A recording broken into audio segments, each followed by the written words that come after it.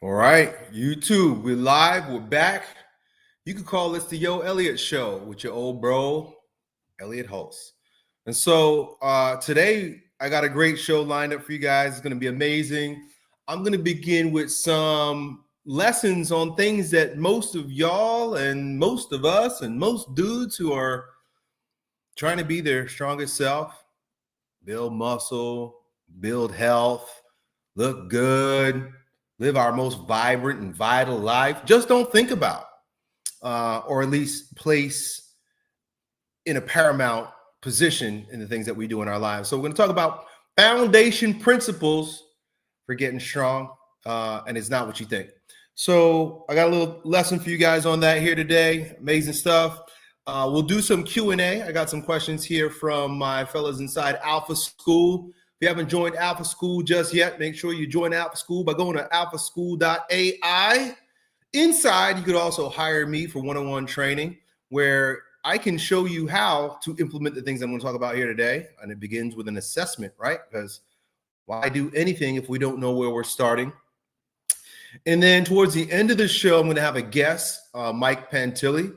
He's going to join us here today, and he's going to speak about his journey of losing well over 100 pounds. He was a 300-pound dude. He was really, really fat, and I didn't know this about him. He's a friend of mine. We've known each other from just social media. And he's going to talk to us about how he went from being a 300-pound obese dude to being lean, strong, and very impressive. He can deadlift. I watched a video of him deadlifting something like 800 pounds, and he's only like a 180-pound dude. So we got a great show lined up for you guys today, and I just want to give a shout out to Vanilla Thunder. What's up? Matthew Whitaker, what's up? Adrian Griffith, what's up? Thanks for joining us here today, and everybody who's chilling with us on the sly, staying silent, that's cool too. So let's begin with the problem. We'll talk problem, possibilities, principles, and then the path that we're going to take. So what are some of the problems that we face as men today, particularly guys that are around my age, right? So I'm talking, between 35 and 55, right? Because things sort of start changing as you get a little bit older. And I don't think things change for the worse. In fact, I'm not even so sure that, time or nature taking its course is what causes things to change. I think our choices change, our behaviors change, the things that we do catch up on us once we reach a particular age. So, if you've been living your life in a degenerate way, by the time you hit 35, it starts to backfire on you. It starts to tap you on the shoulder and say, hey, you're not going the right way. But most of us, we don't listen. Most of us, we don't listen when nature or our physiology begins to speak up and say, hey, you're going the wrong way. What we do is we either push harder in the direction that we're going, right? I can't lose fat. So you know what I'm going to do? I'm going to run more miles. I'm going to cut more calories, right? Can't lose fat, so I'm going to do harder things. I'm lacking energy. I'm lacking focus and consistency. My mind is failing me. So I'm going to drink more energy drinks. I'm going to have more Red Bulls. I'm going to drink more Monsters. I'm going to take pre-workouts even when I'm not working out. Does any of this sound familiar to any of you guys here? Just give me a hell yeah in the chat if I'm speaking into your life, like this is what you've experienced, right? Or, we get a blood test or we go to the doctor and we see some numbers that are concerning, And what are the first things that we do? That's right, Daniel Lanfield. One of the first things that the doctor wants to do. He wants to put us on medication.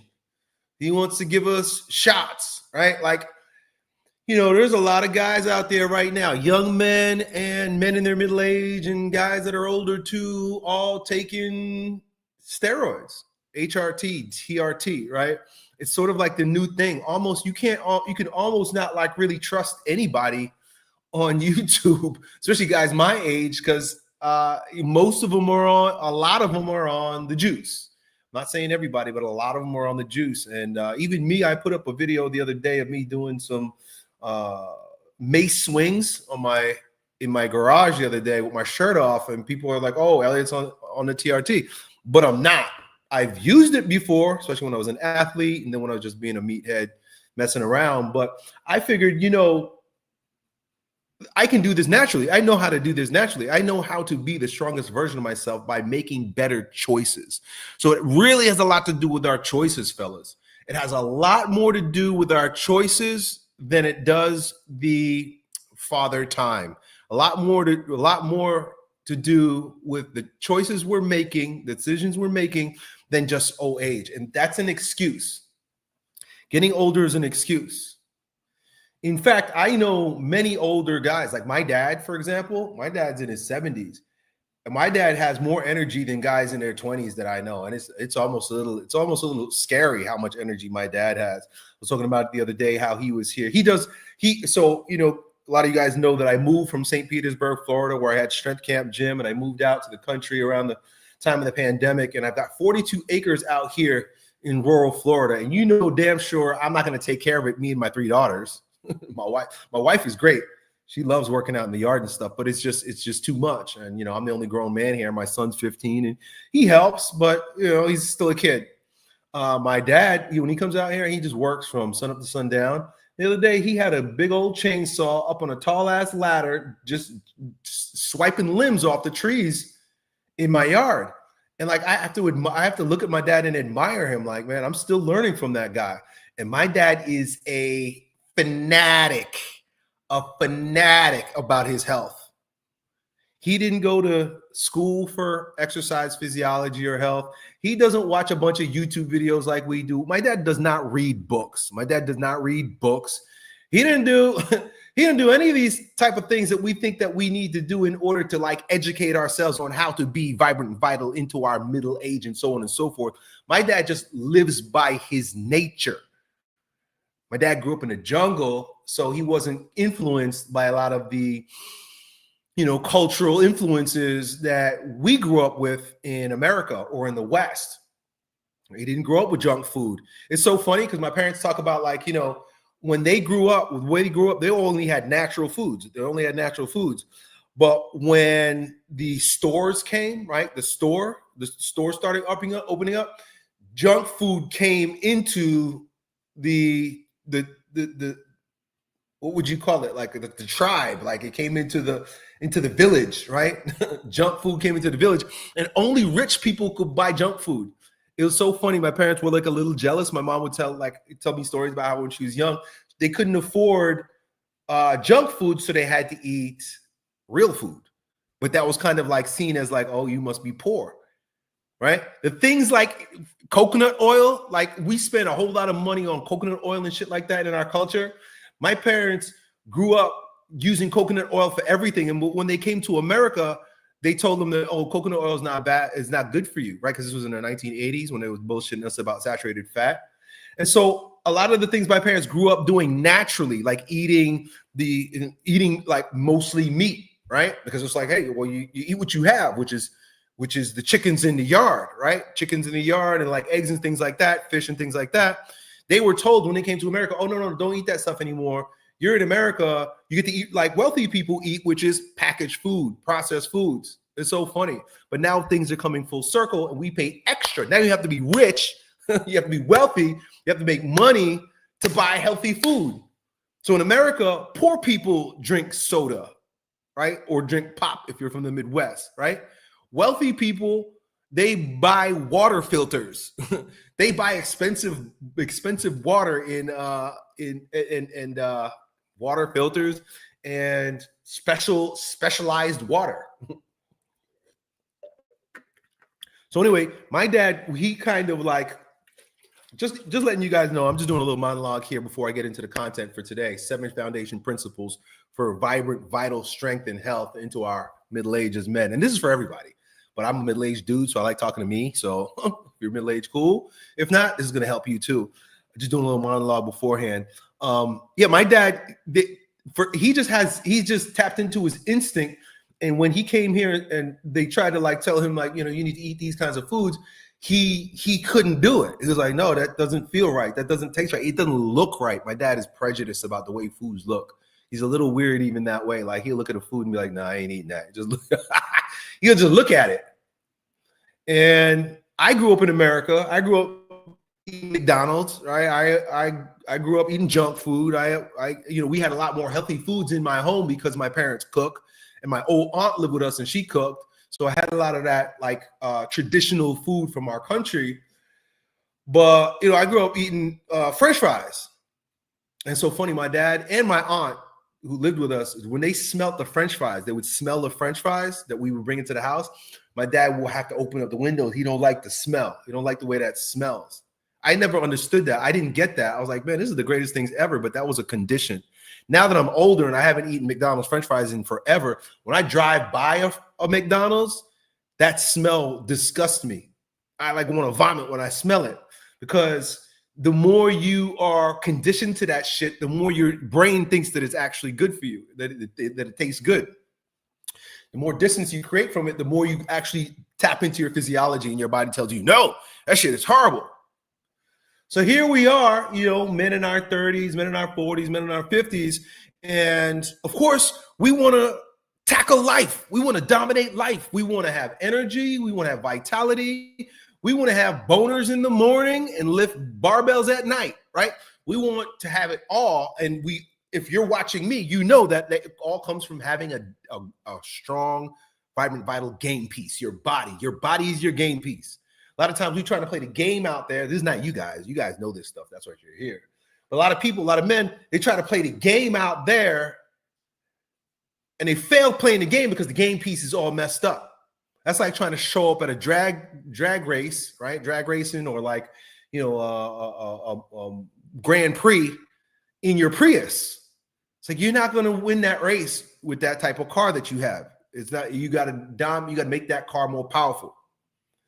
And so today we're going to talk about how to make the car more powerful by giving it the right fuel, by maintaining it right, I'm not going to talk to you guys like I did last week about reps and sets and how to, dominate the heavy weights, how to struggle with the heavy weights, and how to build that muscle, how to be anabolic, how to be, almost like old Uncle E, right? Hopefully you can be better than me. I've injured myself so many times. Look at this, right? Because of stupidity. But what I'm going to talk to you guys about is how to, from the inside out, how to take care of the soil. Another great analogy is like if you're an arborist, right? Was an arborist, somebody who takes care of trees. If you're trying to take care of trees and you call the tree doctor, the arborist, and he looks at the tree and he's like, oh, I know what the problem is. I see what the problem is. Those leaves are brown. And he grabs the leaves and he starts painting the leaves green. He's like, I'm going to paint all these. No worries, sir. I'm going to take care of this right now. I know that your tree has brown leaves and it's in the middle of the summer and that shouldn't be, but we've got this. We'll take care of this. I got my team. We're going to paint every single leaf and the tree is going to be green again. What would you think? You want to slap that guy. You want to fire that guy. You want to get that guy the hell out of here and he needs to get a head check. What's wrong with him? But when we take medication, when we take supplements, when we're trying to repair our lives and live our most vibrant and vital and healthy lives, from the outside, we're acting like that arborist. We're acting like that fool. Instead, what would you expect him to do? First thing you'd expect him to do is to assess the soil, wouldn't you? Wouldn't that be the smart thing to do? Like if he came and he was like, oh, okay, well, the very first thing we need to do is we need to get a soil sample around the roots just to make sure that the tree is getting what it needs from underneath. And that's the very first thing that I do when I work with my clients. A lot of my clients are a little, taken back when they work with me because they think, oh, well, great. Elliot's going to be a diet. Elliot's going to give me a meal plan, right? Because maybe they bought ebooks in the past, or maybe they're inside my free alpha school where I just indiscriminately give you workouts and meal plans. I don't know you. I'm just giving you a template and shit to do. But if you're going to work one-on-one with me, I got to be like that arborist. I got to test the soil. I got to look at the foundation. I got to look at where everything is growing from. And then from that place, what does the arborist do? Then he can diagnose and prescribe. So today I'm going to talk about the 6 areas that need deep diagnosis for you before going into performance. Whatever it is that you want, right? If you want to burn fat, you want to build muscle, you want to have more energy, you want to have more vitality, you want to get your testosterone up, whatever it is that you want in order to improve your life, because you know that your health is your life is determined by the health of your body. These are the 6. I said 7 on my thing because there's a 7th one that's sort of a bonus that ties them all together. But we're going to talk about the 6 foundation principles that need to be assessed, that need to be addressed in order for you to be your strongest self, dude. How does that sound? Just give me a thumbs up or an emoji. Give me a smile emoji, a fire emoji. Just give me your favorite emoji in the chat to let me know that you're on track with what I'm saying right here today. So I don't feel like I'm talking to myself, but I appreciate you guys. Cool. So I'm going to take a sip of water. I'm going to give you guys the first 6. Thank you, Living for God. Fire. Fire. Senior moments. Fire.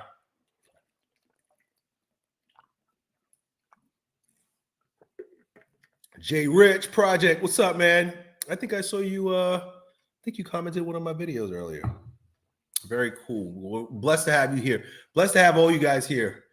Roy Doobie, good job. J-Lo, do you encourage men over 40 to pursue functional strength over physique building? We're going to talk about that today, Jolo. Yep, we're going to talk about that. Cool body knowledge. Hey, I remember you, man. Lifetime drug-free at 47. I swear on my testes. I believe you. You don't need it. Okay, great. So, yep, thank you, Ninja Bot, Ninja Boot, Doug Piler. Oh, Doug Piler, how you doing, buddy? Okay. So, Doug Piler, I think I might even have a question from you here. Yeah, I do. I'm going to get into that here today. Okay, so the 6 foundation principles. Let's start with the 6th, and then I'll give you the 7th at the end. 6 foundation principles. Number 1, and be prepared. This is not going to wow you. These are not sexy. You're going to wonder, where are we going, Elliot? But remember, my professional training isn't as a strength coach first. A lot of you guys don't know that. I come across as a bit of a meathead with my t-shirt and my hat and my tank top, and I'm flexing my guns, and I like to lift heavy shit.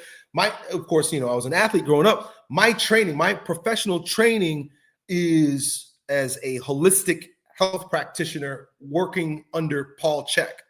Some of you guys might know who Paul Chek is. Some of you guys might not know who he is. Some people love him. Some people hate him. He was my mentor since 2004. And what I'm about to teach you is the first thing that he teaches his students. I'm one of his students. I've been, like I said, a student since 2004, almost over 20 years. And to this day, no matter what, if I'm working with somebody, I begin with these HLC principles. Very good. Doug, he understands HLC principles. So you're going to know these right here, right? So number 1, thoughts. Your thoughts. What's happening between the ears? This is our navigational system. This is like if you want to steer the boat, but you got the sailor, the captain of the ship is all jacked up and drunk. It don't matter. That boat's going to sink. That boat's going to go the wrong way. That boat's not going to be taken care of. The crew ain't going to be right. Why? Because the captain ain't right. The captain got to be right. And we're going to talk about that here in a moment. So getting the thoughts right was between your ears. Number 2, breathing. We are a living pump. Did you know that? That you are a living pump. In fact, everything in the universe pumps. It expands and contracts. What is another word for expansion and contraction? Vibration, right? Because what do vibrations have? Frequencies. They have, what's the frequency? Everything in the universe pulsates. In fact, when I worked with Dr. Robert Glazier, who was a student of Alexander Lowen, and you guys know that I'm a fan of and practitioner of bioenergetics, the entire practice of bioenergetics has often been called pulsation therapy. It's pulsation therapy. And you may wonder, like, okay, Alexander Lowen was a psychoanalyst. He was a psychoanalyst, and he brought the body into psychoanalysis. And he recognized that from the rooter to the tutor, from the mind to the body, it's all pulsation. Pulsation. You sense that pulsation. I sense the pulsation in my life, even by my thoughts. We'll get to that in a moment, right? Some days you're feeling great, you're feeling bright, you're feeling like amazing and optimistic. And some days you're just feeling low. You're feeling dull. You're feeling pessimistic, right? But your heart, let's go real simple. Your heart, what is your heart doing? Love dub, love dub. So pulsation.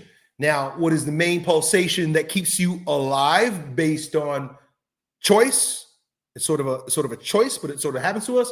Breathing, your breath, the way you breathe. Boy, I can go so far down this rabbit hole, but I won't, particularly because I understand character structure and the things that are associated with bioenergetics. So we got thoughts, we got breathing.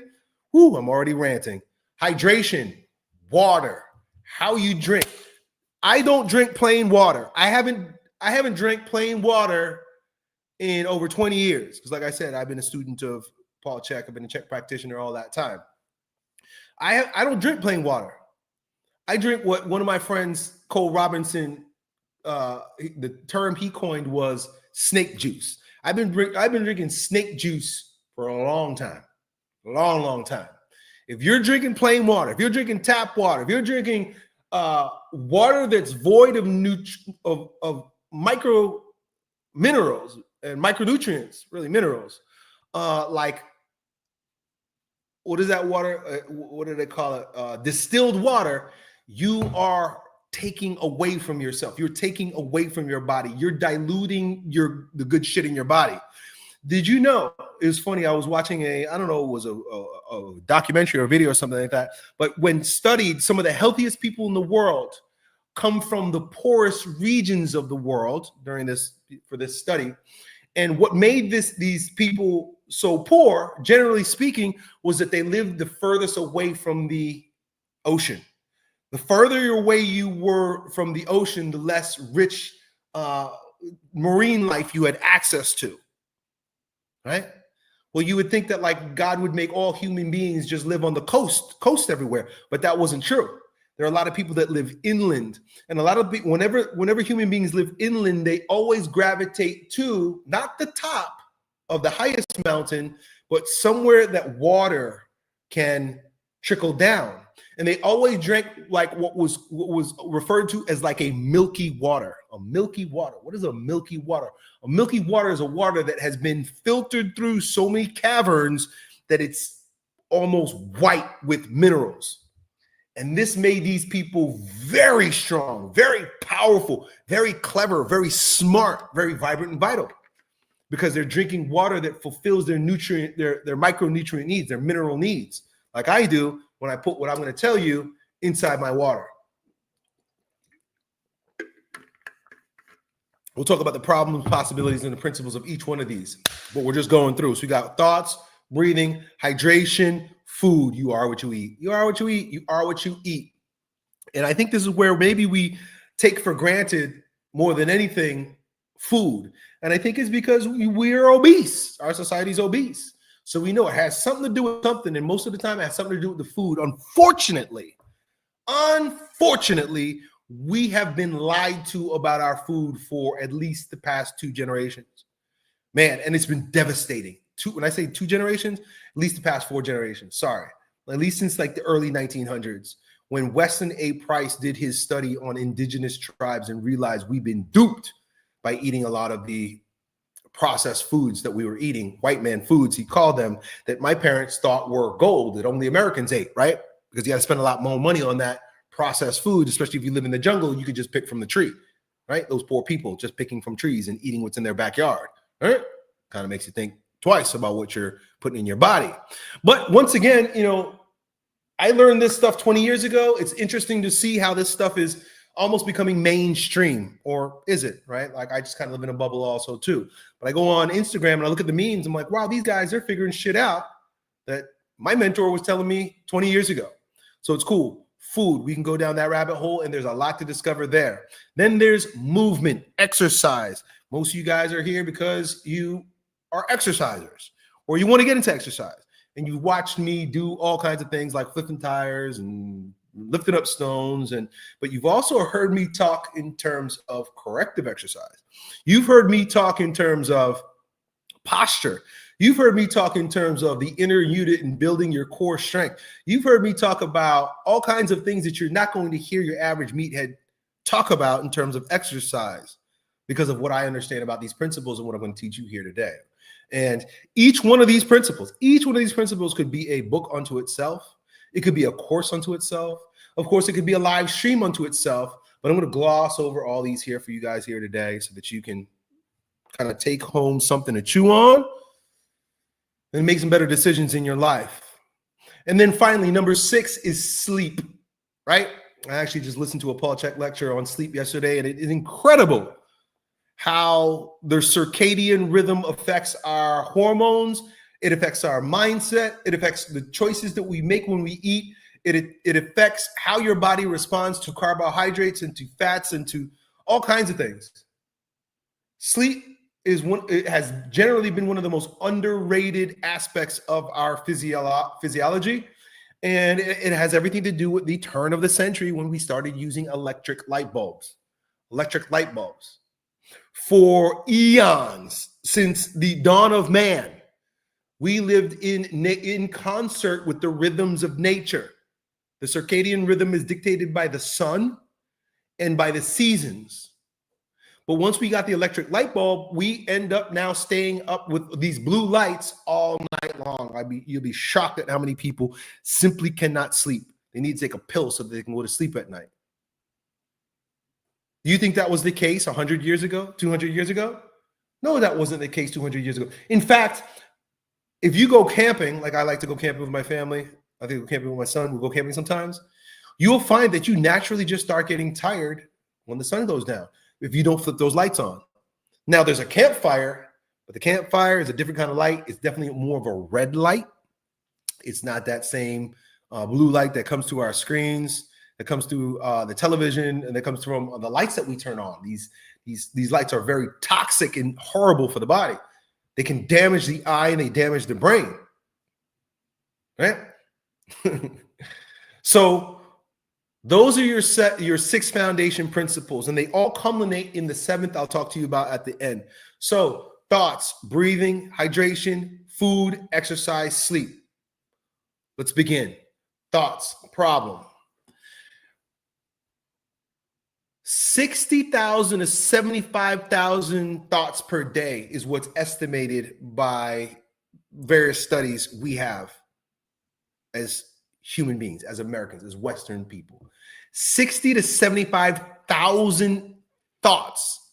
That means your piece is interrupted 60 to 75,000 times a day with what? Are they inspiring thoughts? Are they resourceful thoughts? Are they helpful thoughts? Are they thoughts of gratitude and abundance and joy? No. In fact, we're designed in such a way that those thoughts they don't grab our attention. Fearful thoughts grab our attention. We are, in a way, designed to be addicted to fearful things, fearful thoughts. And so those are the ones that pop in and out and gain our attention. Why are we addicted to fearful thoughts? Because of survival. Because if something is good, it doesn't draw your attention because it's not a threat. But if a threat approaches, that means you need to deal with it. Now, of course, our ancestors dealt with real threats. They dealt with real threats. Like there is a cougar. Like my parents grew up in Belize, like I said. Like there were snakes. There were literal snakes. To this day, my dad doesn't like walking through tall grass. If my dad sees something move in the grass, he's lit up, right? Fear. Why? Because there was a real threat. He grew up with real threats. And that threat could be something that was going to sink its teeth into you. Either take a chunk out of you or fill you up with fucking poison. So you had to be careful. Well, that same instinct to be fearful of threats is superimposed on the modern mind with ideological threats, fake threats, threats of what might happen, threats of what could be, and even worst of all, threats about social standing, status. What will somebody think?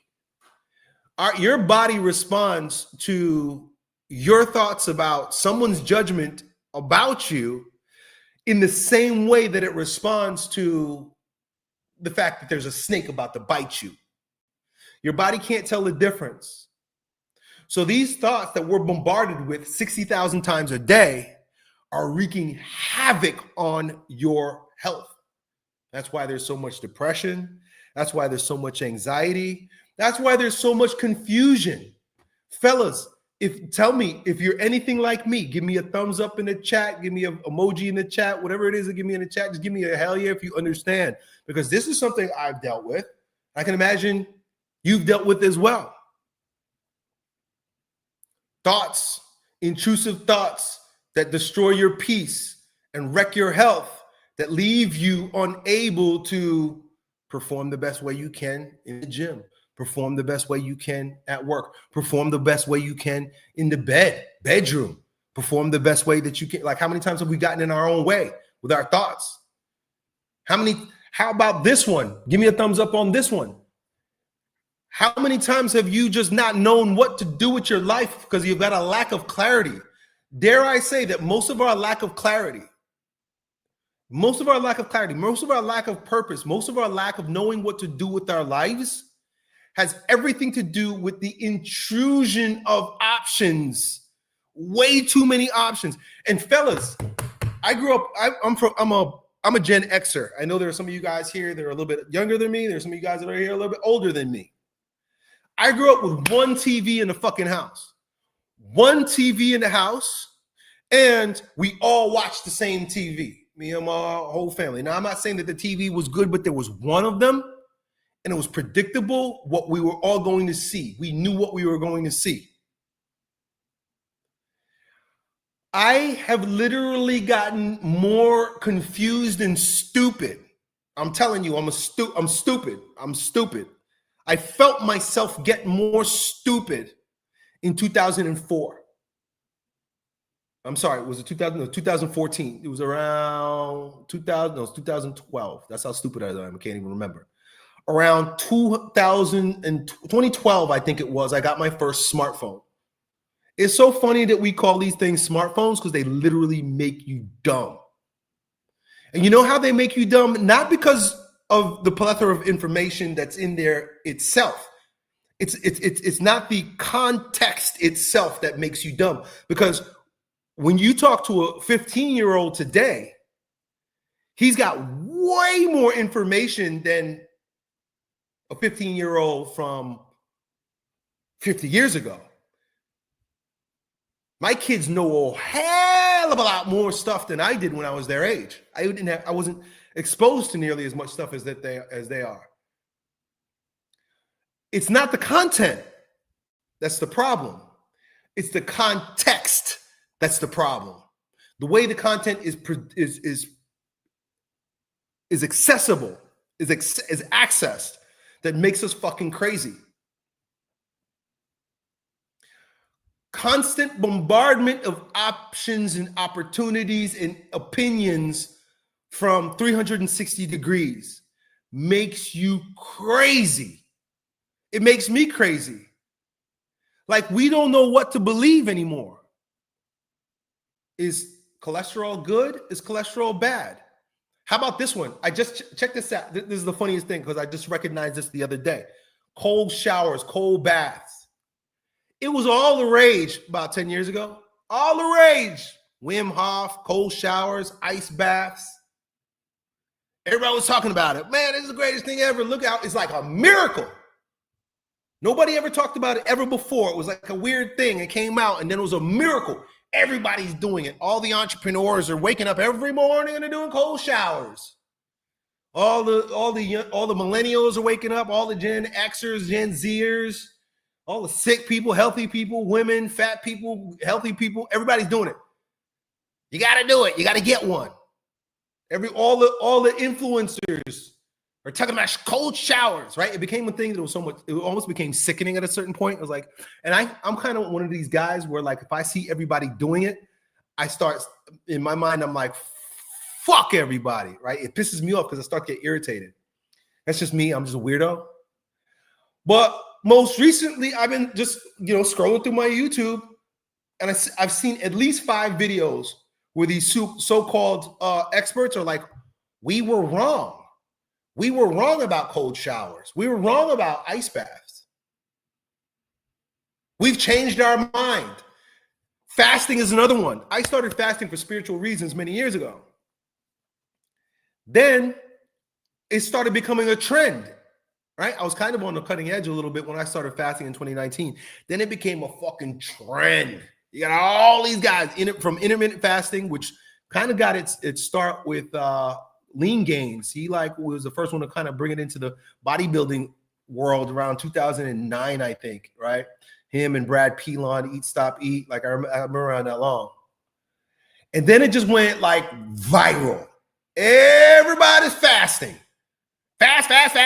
Don't eat. And if you say anything against cold showers, you say anything against don't eat, all the religious zealots, all the people that become zealots about it, they attack you. They'll make you believe that you are somehow archaic. What do I see just the past couple months? We were wrong about fasting. We were wrong about fasting. What the fuck do you believe? This is why we're so confused. Too much information, too much input. I mark my words.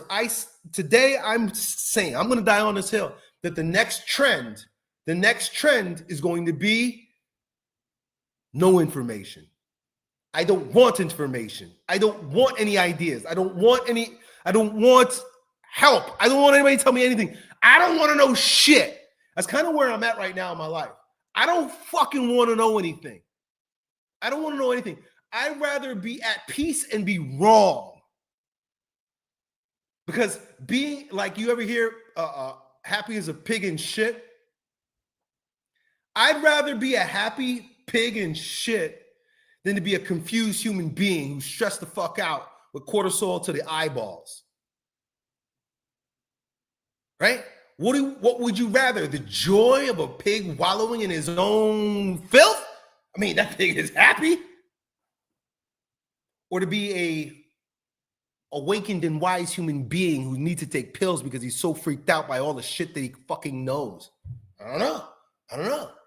Minimalism, I think, is going to make a comeback because the intrusive thoughts due to the exorbitant amount of information is making us fucking crazy. And so it's not only that they're negative, because the world that wants to manipulate us through the screens understands that we are moved by fear.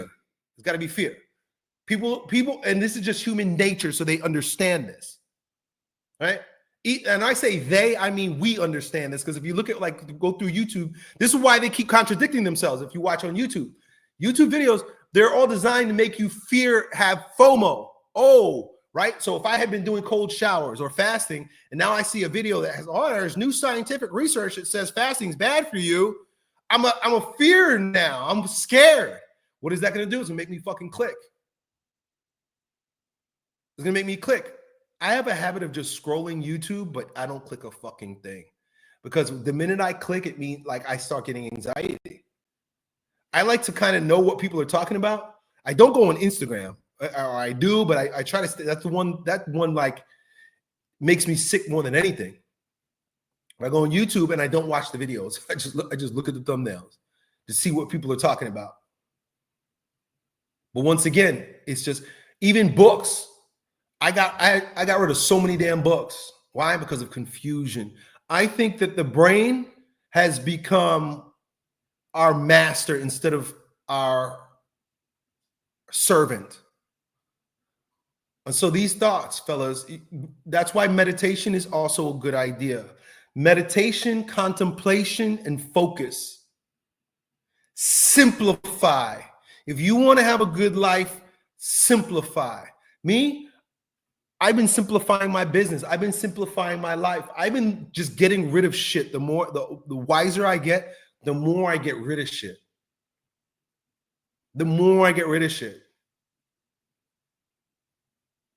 I'm becoming more and more minimalist.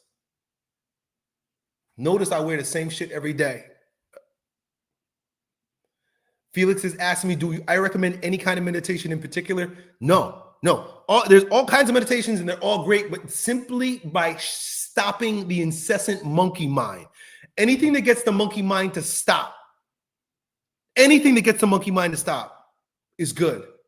That's why, chants and mantras, Like, I know that Jordan Peterson's wife, she says that praying the rosary healed her from cancer. And I do believe that there are graces from God and that Our Lady she's the dispenser of all graces. Great, fine. I think that's legitimate. I do believe in the spiritual world. I believe in spiritual power. But I can't help but to think that the rosary healed that woman because it got her to stop thinking so damn much, because Jordan Peterson's always yapping in her fucking ear. Jordan, shut the fuck up and give me 30 minutes so I can just go, Hail Mary, full of grace, the Lord is with thee. Hail Mary, full of grace, the Lord is with thee. Hail Mary, the full of grace, the Lord is with thee. Hail Mary, Lord, right? Just saying that over and over again is like, it just cuts the shit out. Imagine living with Jordan Peterson. I'd be sick too. I can't watch that guy's videos, and I have the utmost respect for him and what he represents, and the world needs a guy like him. That's cool, but I cannot watch a fucking Jordan Peterson video because I'll have anxiety. That's why he has fucking anxiety, and that's why his wife got sick. Imagine that guy's yapping in your ear all day long. You guys think it's cool because you watch him on YouTube and you can shut him off whenever you want, turn him on and off whenever you want. If you live with a guy like that, you'd be sick too. She was healed because she was able to stop the chatter. Shut it. I'm gonna pray rosaries, right? You see what I'm saying? So that's a form of meditation. And when you pray the rosary, you got your mind on, you focus on the mysteries of Christ. But that's a very complicated prayer. It could screw you up too. I like the Jesus prayer, the Orthodox prayer, Lord Jesus Christ, have mercy on me. And that's it. I like just silent prayer. Nothing in my head, just trusting in God. Lord Jesus Christ, I trust in you. God, I trust in you, right? You don't have to be Christian. I just happen to like Christianity, right? You don't have to be Christian. You just got to shut out all of the demons that want to attack you in your mind every day. From what? Too much input. So that's thoughts. Then what is next, fellas? All right. So I gave you a problem. We talked about the problem. We talked a whole lot about the problem when it comes to thoughts. Possibility. Let's talk about that real quick. What's the possibility with thoughts? The possibility is that you are neutral. Imagine how powerful it is to be neutral. I'm not saying unfeeling. I'm not saying not able to tap into any sort of emotion. I'm talking about not being carried away and being beat up all day by all these incessant thoughts and feelings. Imagine you could detach yourself from that completely. That's what's possible when we cut out all of the noise and all the chatter and allow ourselves to be. Every morning, first thing I do every morning is I sit and I watch the sunrise. I just started practicing this a couple weeks ago, actually, because I was overloaded. I was overloaded with work. I was overloaded with a lot of different things. I burnt myself out. I went crazy during the holidays. Between Thanksgiving and New Year's, I burnt myself the fuck out. So I had no choice. God was like, sit your ass down. And so I found a really comfy couch in my house, and I just watched the sunrise. Nothing else. I sip my coffee and watch the sunrise. I don't want to get up from there. Right? Imagine that. Imagine just being at peace. No angst, no anxiety, no needing to do anything. And the fact is, you don't need to do anything. Adopt the Taoist philosophy of Wu Wei. The Taoist philosophy of non-doing. The thoughts come, but they don't hijack you. They don't rape you. They don't rape your peace. They come and you let them go. And sometimes it's the hardest thing to do. You got to practice that. But by and by, you gain a peace that you can't buy from a pill, a peace that you cannot get from a pill. So the principle is cut out as much noise as you possibly can and give dedicated time to silence. This is not more of a thing to do, right? Because then it becomes another fucking thing for you to do. This is your natural state. This is the one thing I want you guys to get to understand too. Meditation, as I'm describing it in the Wu Wei non-doing, is not another fucking thing to do, because that's crazy.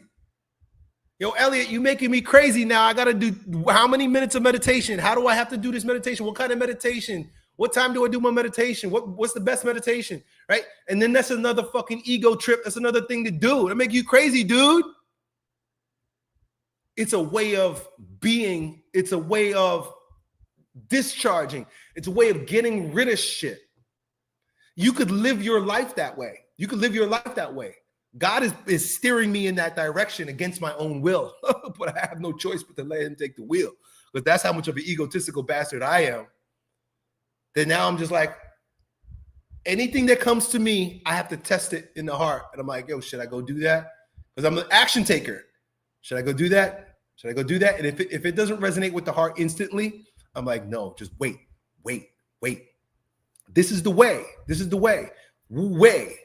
One of my friends, Arnold, he is he spent time with friars. He was a novitiate, I guess you would call, in a monastery with Franciscan friars. These guys they just wear nothing but they wear a brown bag with a rope around them. That's who he lived with. He lived with them, I don't know, for a good couple of years, 3-5 years, something like that. And you know, he works with me now and we do entrepreneurial shit. And he was like, man, when I work with the friars, they would never do anything. Anytime something was proposed, they would just say, okay, let's pray about it. Let's pray about it. And they would pray for days. They would pray for weeks. They would wait months before taking action on anything. Imagine living your life that way. You get an inspiration and you just wait. That's Wu Wei. That's allowing it to unfold. If it's true, it's going to unfold. So anyway, just some principles associated with thoughts. Let's move on to breath, breathing. Oh my goodness, because breathing, let me put it this way. Okay, I got to take a sip of water because I'm about to blow your mind.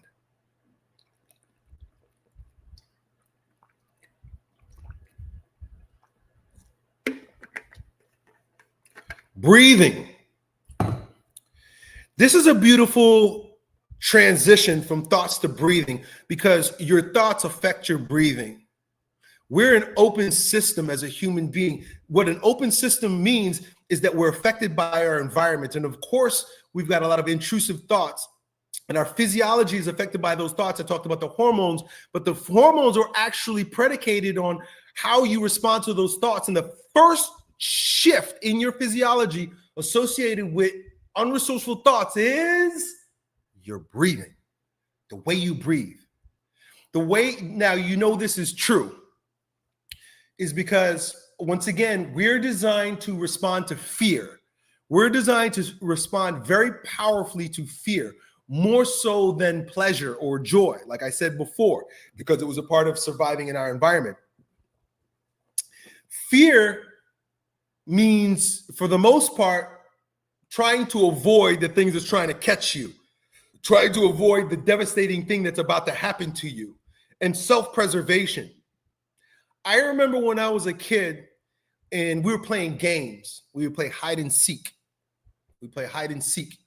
And when you play hide and seek and you're a kid, you're running around, sprinting around. And what are you doing when you're sprinting around and you're running around? You're breathing. But the minute, now you're running and breathing and shit because you don't want to get caught. And the minute you find a place that you're going to hide so that the predator can't seek you, you dip into a quiet corner, and what do?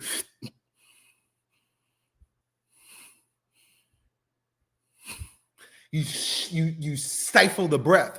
Because if you go, imagine you hiding from a fucking panther in the jungle, and you up there because you ran in and you going, the panther's gonna be like, I got you, I see you, I hear you, bro.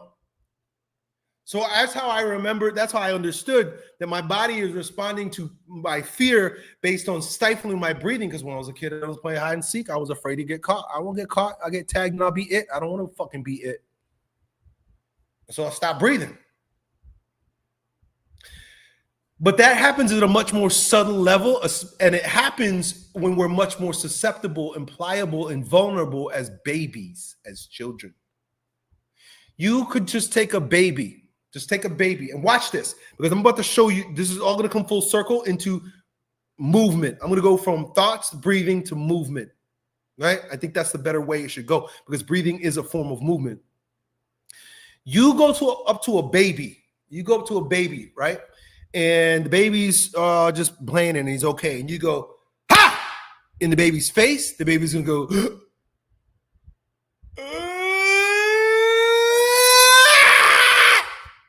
the first thing it's going to do is going to take a sharp breath in. It's going to hold its breath. It's going to freeze. And then it's either going to stay in that frozen state, which is really bad, or the baby's going to discharge by going, it's going to start to shake. It's going to start to vibrate and go, ah! It's going to discharge the fear. If you scare a baby, it will do what it naturally does, which is stop its breath, freeze, and then discharge by crying is a form of chaotic pulsation. When you crying, what happens? There's a lot of vibration, right? And the breath is discharging it. That's why you cry, right? Your body will take the form of the predominant fear that you experienced as a youth, as a baby, or as a child, or even in utero, or even epigenetically, meaning like your mother's fears. And it will shape your body. This is fucking crazy shit. This is Wilhelm Reich character structure stuff. I've done tons of videos on this. I can't talk about it because it just goes over people's fucking heads. It just goes over their heads. It's a weird ass topic, but I just love it because I'm a weird guy. You then become the form of your predominant breathing habit. Oh, this is crazy. And what do you know about form? Form equals function. So the way you breathe affects your posture, the tension, the length tension in your body. Your posture and length tension dictates how you act. You literally are. This is why when they say you are your thoughts, you are your breathing. You are what you look like. Oh, this is nuts. Because even the way you breathe, it will affect the way that you think. Like, do you ever have just anxiety for no reason? I've had that before. I have that a lot of times. Like, I just feel anxious, or I feel angst, or I feel angry, and you don't know why. That ever happened to you guys? Tell me yes or no. That ever happened to you? You're just walking around and it's like, I'm fucking angry and I don't know why. Check out how you're breathing. The way you're breathing, what you're doing with your body, your predominant pulsation will make its way back up into your brain. You'll think the way you're breathing. So now it's a body, and that's why it's a mind and body thing. And that's why Wilhelm Reich calls it your character structure. Your personality becomes structured into your body by how you're breathing. Isn't that mind-blowing shit? Isn't that crazy shit? And there are character structures. There's a schizoid character structure. There's a masochist. There's a psychopath. There's a rigid. There's a hysterical. There are different character structures. Your whole physiology is a breathing mechanism. Isn't that crazy? So that could be a problem. If you want to change your life, you got to change your breathing. That sounds nuts, doesn't it? If you change your breathing, you'll change your thoughts. If you're anxious and you change your breathing, go for a walk. You guys, Justin Bellacourt, thank you. Nikki, thank you. A Better Way to Board, thank you. Chris, Version, Thomas, Olunsky. Yeah, if you recognize what I said before, as you say you do, and you feel anxious and you don't know why, go for a walk, go for a brisk walk.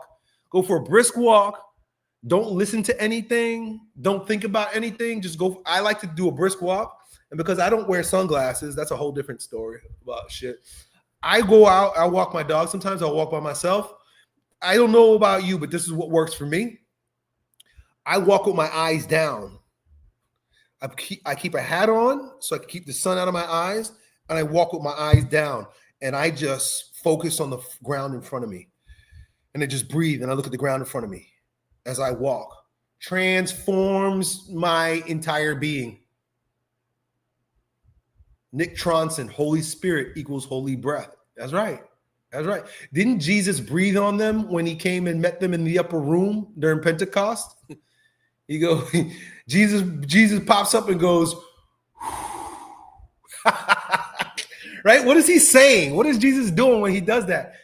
I forget what he says, but he comes in, he breathes on them, and he says, peace be with you, something like that. Peace be with you. Imagine that. The God-man knows us better than we know ourselves, shows up to his disciples and breathes on them. Holy Spirit, holy breath, Spiritu Sanctus. Spiritus Sanctus, inspire, inspiration, indwelling spirit is the breath. Breath is everything. And you listen, like, I love being Christian. I love being Catholic. I really love being Catholic. A part of the reason why I love being Catholic is because of all the dogma. Like, it kind of like, I'm a weirdo. I love boundaries and I love rules and I love freedom and I love boundlessness. I'm a yin-yanger. I don't know. I love both. But one of the things that kind of like bugs me out about Christians and Catholics, not so much the Orthodox. I think they figured this out. They retain a lot of the ancient traditions that us in the West have forgotten. They're afraid of breath work. You talk to some Christians and they're like, that's demon shit. That's new age demonic shit. Breath work. Now you gotta be like, well, what was Jesus doing when he breathed on them in the upper room? He was doing breath work. He imparted the Holy Spirit through breath with them, right? I want to argue with my fellow Catholics sometimes. I love dogma. I love it, but I love to challenge it. It's just a weird part of me, right? I want to be there so I could wrestle with it. But I know that breath work is of God. And, you know, the Orthodox, they kind of know this because the Jesus prayer is also known as the prayer of the heart. And the way the prayer of the heart is practiced is through breathing. And of course, you know, yoga, I'm gonna put my foot, I'm gonna step my foot in the shit right now. I'm gonna bite my own, how do I say? I'm gonna bite my foot, shoot my own foot when I say this. But like I can't vibe with the idea that yoga is all bad. Because it literally is it's the second and the third principle in the principles of being your most vibrant and vital self. It's all three of the first three. It's your thoughts. That means center your thoughts on your breath. And as you're doing your breath, what do? You move. How could that be from Satan? How could that be bad? Now, I know that you can go down the rabbit hole of practicing a different religion. And I know that Christians believe that that's not a good idea. And then look, I think that's pretty reasonable. Like, don't practice other religions if you're of a religion. But thoughts, breathing, and movement is fundamental to human being. It's fundamental to being a human being. And a lot of Christians are schizoid. What do I mean by schizoid when it comes to character structure? Detached from the body. And it's the craziest thing because Jesus is the body. He is the body of God. He's God body. He's God incarnate. Theology of the body. If anything, Jesus was the one that, of all religions, to teach us through his mere presence that the body is sacred. Don't hate the body. Don't hate your boner. Doesn't mean put your dick in every woman that got a hole in a heartbeat. It means the body is divine. The body is good. Otherwise, God wouldn't have given it to it. And that is the idea that the body is something to be chastised or to be turned away from is a heresy that was eradicated at a council. There were councils. I think it was called the Manichaeans, Manny and the Manichaeans. They were against the body. And I don't remember what council, but one of the councils, you know, where all the Christians got together, because there was only one faith back then. They all got together and they were like, no. That ain't right. God came incarnate into the body because the body's a good thing. Stan Duke, that's a good question. He's like, yo, with the issue of yoga is the veneration of demons and gods with the poses. That's all based on what you think it is. You think it is. You say tomato, I say tomato. You say yoga, I say broga. You don't have to call it the thing that they call it. Nobody owns a downward dog. My dog does that. Nobody owns putting your arms out like this and going and breathing through your nose. Nobody owns that. You can't give that to a God or to a demon. And if it does belong to a God or a demon, you know what I say? In the name of Jesus Christ, I recant this. I take this back. I do these breathing and movements in the name of Jesus Christ. No demon can attack me as a result. Demon can't do nothing to me. Right? So, but anyway, I said I was going to shoot myself in the foot, so I'm getting myself in trouble right now. I don't want to get myself in trouble. Lord Jesus Christ, have mercy on me. But I know that the body is divine. There's no question about it. That heresy was eradicated. That's a heresy. Heretic. Right? Okay, good. So what do we have? We have thoughts. We have breathing. I'm moving really fast. At 1:30, we have a guest, so I'm going to move through the rest real quick. Let's go to exercise movement. We'll make that number 3. Then we'll go hydration, food, and sleep. Exercise movement. Because you're a pumping mechanism. Okay, let me go backwards. You're a thought attraction antenna that pumps to give life to the thought. And as a thought pump, right? That's what we do. We think and we pump. Movement becomes the most primordial, and let me have you understand this, the most honest form of self-expression. It's the way you move is the most honest, non-bullshit form of self-expression. What do I mean by that? You are what you look like. And we could go very surface. Hey, you're fat. That probably means that you're either lazy or you got some sort of imbalance that needs to be addressed. Right? Movement, the way you move. Alexander Lowen called it motility. You can feel somebody. You know somebody by the way they move. I know I'm going real deep with this. Let me come back to the surface. Movement. Let's go real surface. There's movement. There are primal patterns. If we go into the gross, right? Because I'm going real like fine. I'm going really fine. Let's go more gross. Because when we go real fine, we're talking vibes. We're talking your vibration. You're never not moving. Every cell in your body is vibrating. Right? That's not new age. That's fucking science. Like if you separate any part of you from you, the shit moves. I read recently that your red blood cells, if they remove from your body and they're put in a petri dish, they will vibrate at the level at which you are vibrating. So if you're fearful and you take your red blood cells, you put it in a petri dish, and somebody scares you or you're afraid about something, those red blood cells will change the way they look and move. Isn't that fucking crazy? Science. It's not new age. This is science. So, but let's back up. Primal movement patterns. I would say the very first one to address in our context is squat. Can you squat? Can you squat? Because you know what? If you can't squat, that means you're going to have digestion problems. Because we were designed to squat. We were designed to shit with our ass into the hole. Not your asshole. You shit out of your asshole. You shit into a grass hole, into a hole into the ground. There were no toilets. The first toilet was invented in, I had it pulled up the other day. I looked it up. The first toilet bowl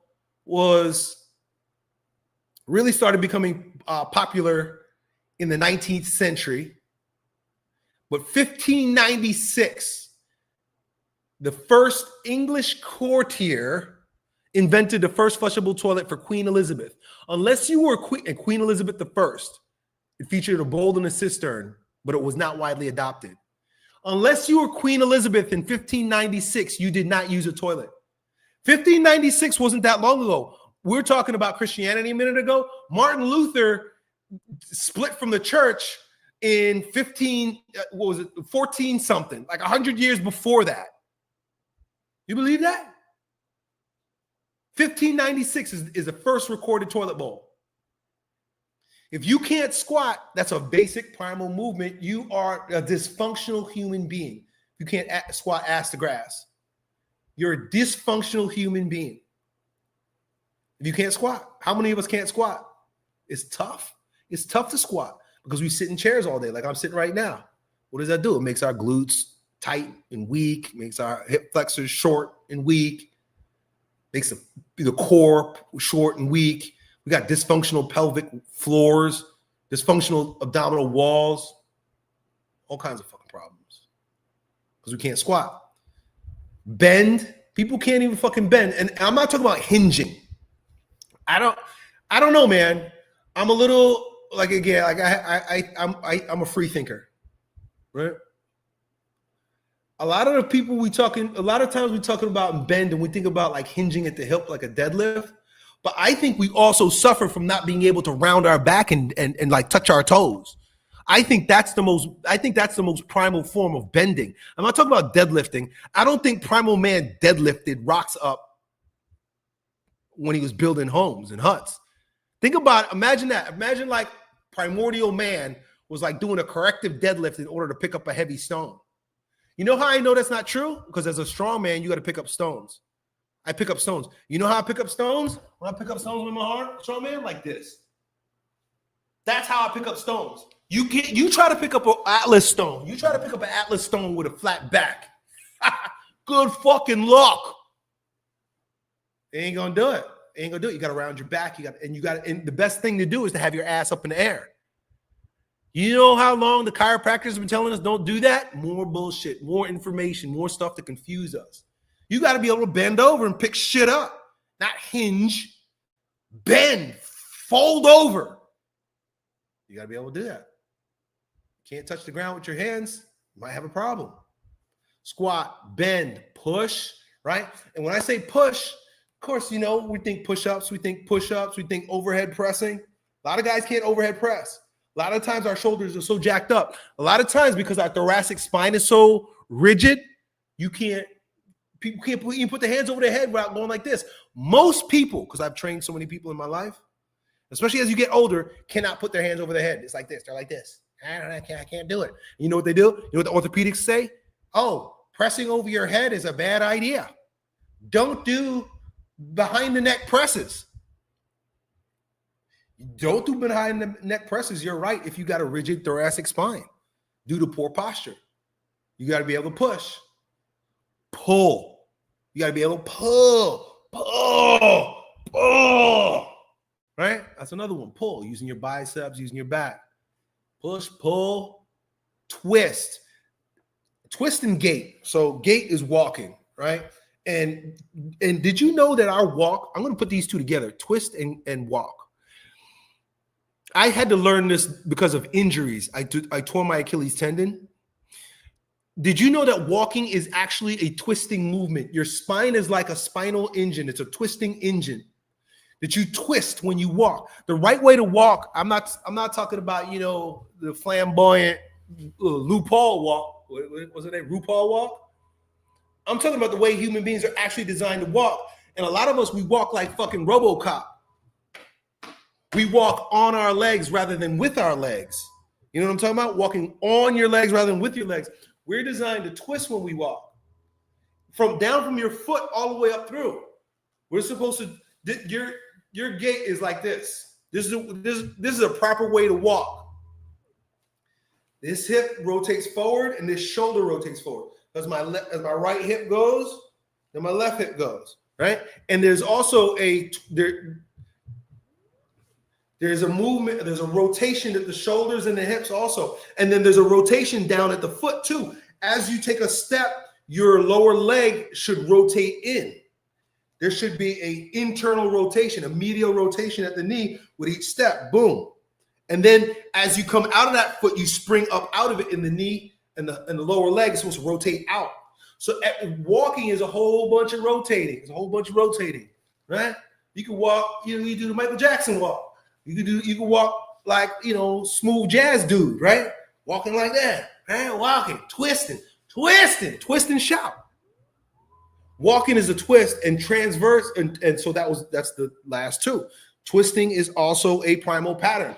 And I'm watching more and more guys figure this out. Of course, when I was a student of Paul Chek, he had us doing a lot of anti-rotational exercises, rotational movement, anti-rotational movements. I'm watching a lot of guys on YouTube, not on YouTube, on Instagram. I like watching these guys with the kettlebells and with the maces. I watch the guys with kettlebells. They're like doing sideways swings with really heavy kettlebells. This is great.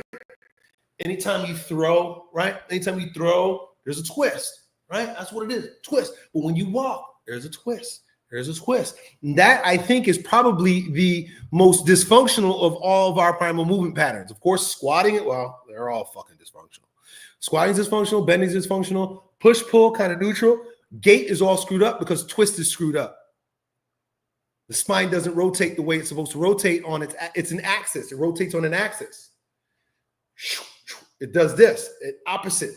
As the top, as the shoulders go one way, the hips go the other. Right? Boom, boom, boom. Right?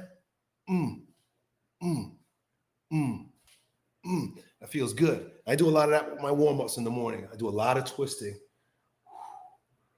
Oh.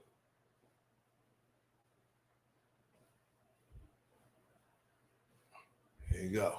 Cool. So that's movement. We got hydration, food, and sleep. Hydration, I talked a little bit about it. I'm going to run through that real quick. Above all, the water that we drink is polluted, and it fucking sucks. They put all kinds of things. When I say they, you know who they are. You know the they. You know who they is. They put all kinds of shit in our water. There's all kinds of pollutants in our water. There are things in our water that are designed to make us dumber, dumb us down. They medicate us. We're medicated by the shit in our water. There's a good reason why there's a lot of sterile couples, people who can't have children, infertile. Because in the water, there's all kinds of like birth control shit in the water. Did you know that? There's all kinds of pollutants in the water. So we got to find a way to get clean water. Something that we take for granted.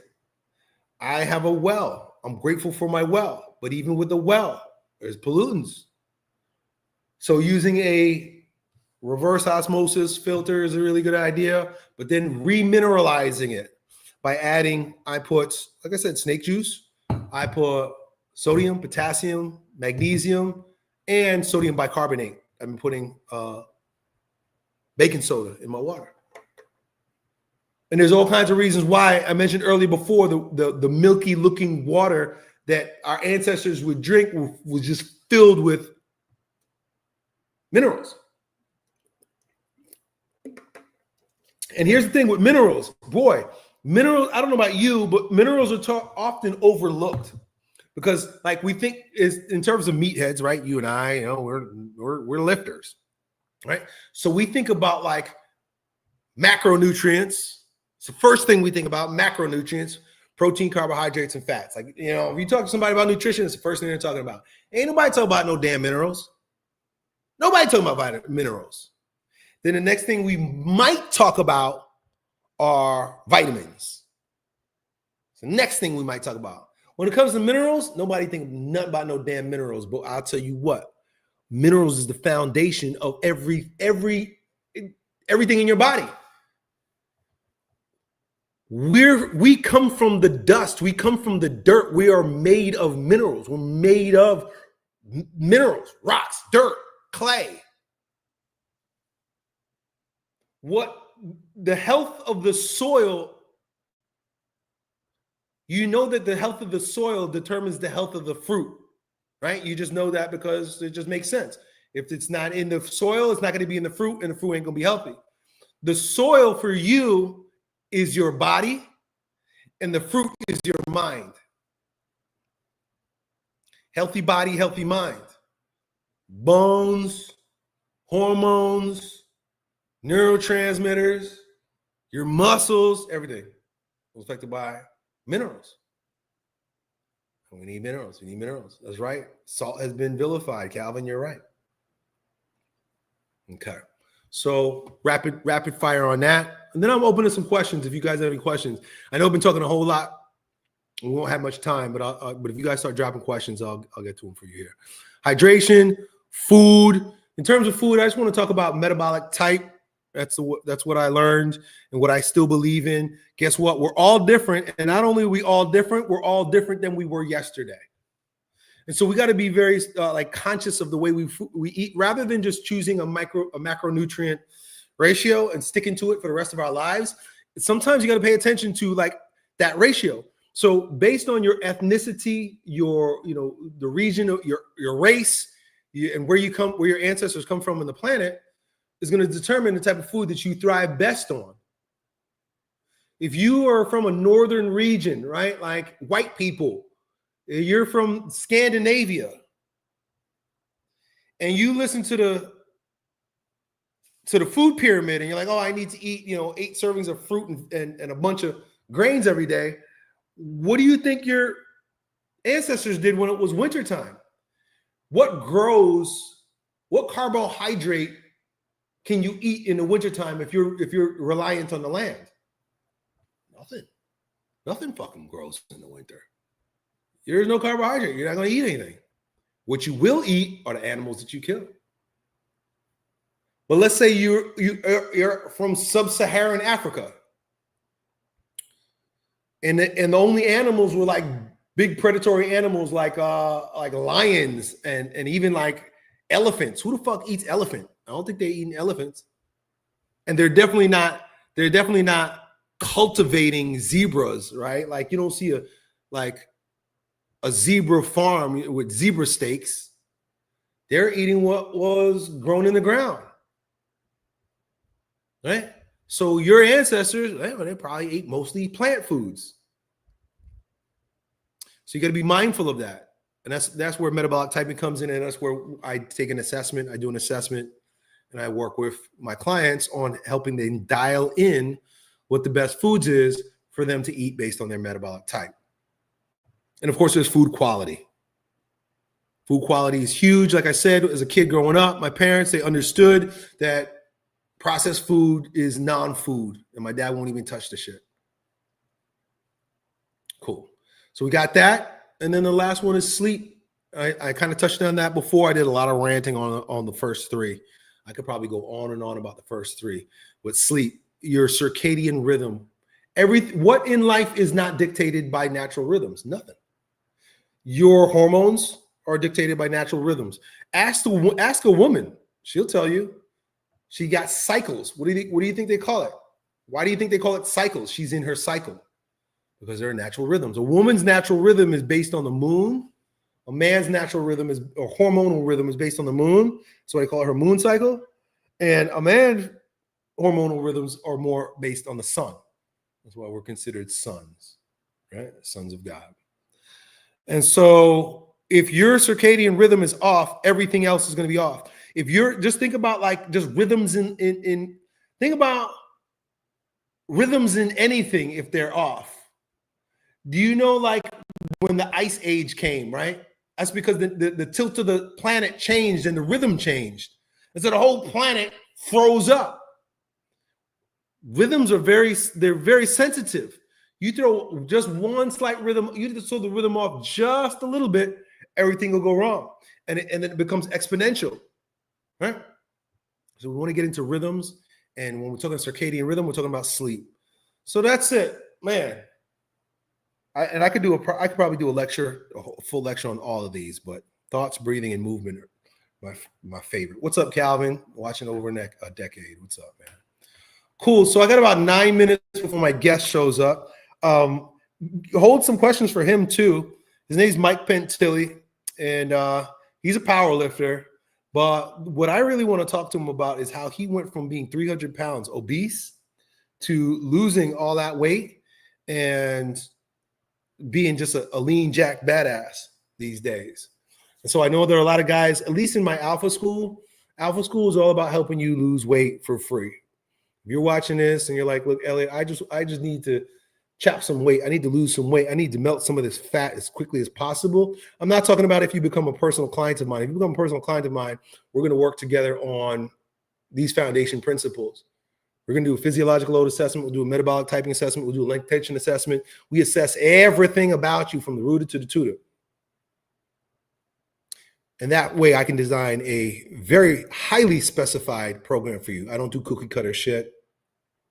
Alpha School is cookie cutter, right? And it works. It's fine. But if you really want to fine tune, you want to dial in, you want to be your most vibrant and vital self, we got to do an assessment. We got to figure out exactly what will work for you. Guys are surprised. A lot of my clients are surprised when they come in and they're like, oh, Elliot, I thought you liked 5x5 training. Meanwhile, I'm telling them they need to do something completely opposite. I'm not married. I'm not married to a type of, this is one of the things you got to be careful with a lot of the trainers that are out there. They're married to their style. They're married to their, they got to maintain face, like, always do the same thing. I don't see it that way. I see these all as tools, and you use them based on what's important for you. So if you consider you want to work with me one-on-one, go to alphaschool.ai. I have a link there to work with me. You can join Alpha School for free, or you can join an event. I'm having an event here coming up in March. So questions. Yeah, great. Got some questions. Jeff Garrison. Suggestions on how to relieve low back pain. Man, this is one of those where it's hard for me to answer that question without an assessment, because it could be with the foods that you're eating. Do you know that you could be eating foods that create irritation in your gut lining, your viscera? And as a result of eating foods that cause inflammation, irritation in the gut lining, you can kick off what's called viscerosomatic inhibition, and you can shut off your deep abdominal stabilizers. You can shut off the muscles in your pelvic floor and your abdominal wall that leave your low back vulnerable to pain. You could literally be having low back pain because of the food that you eat. Did you know that based on the work of Eric Sarno, he discovered that many, many, many low back pain patients suffer from too much stress?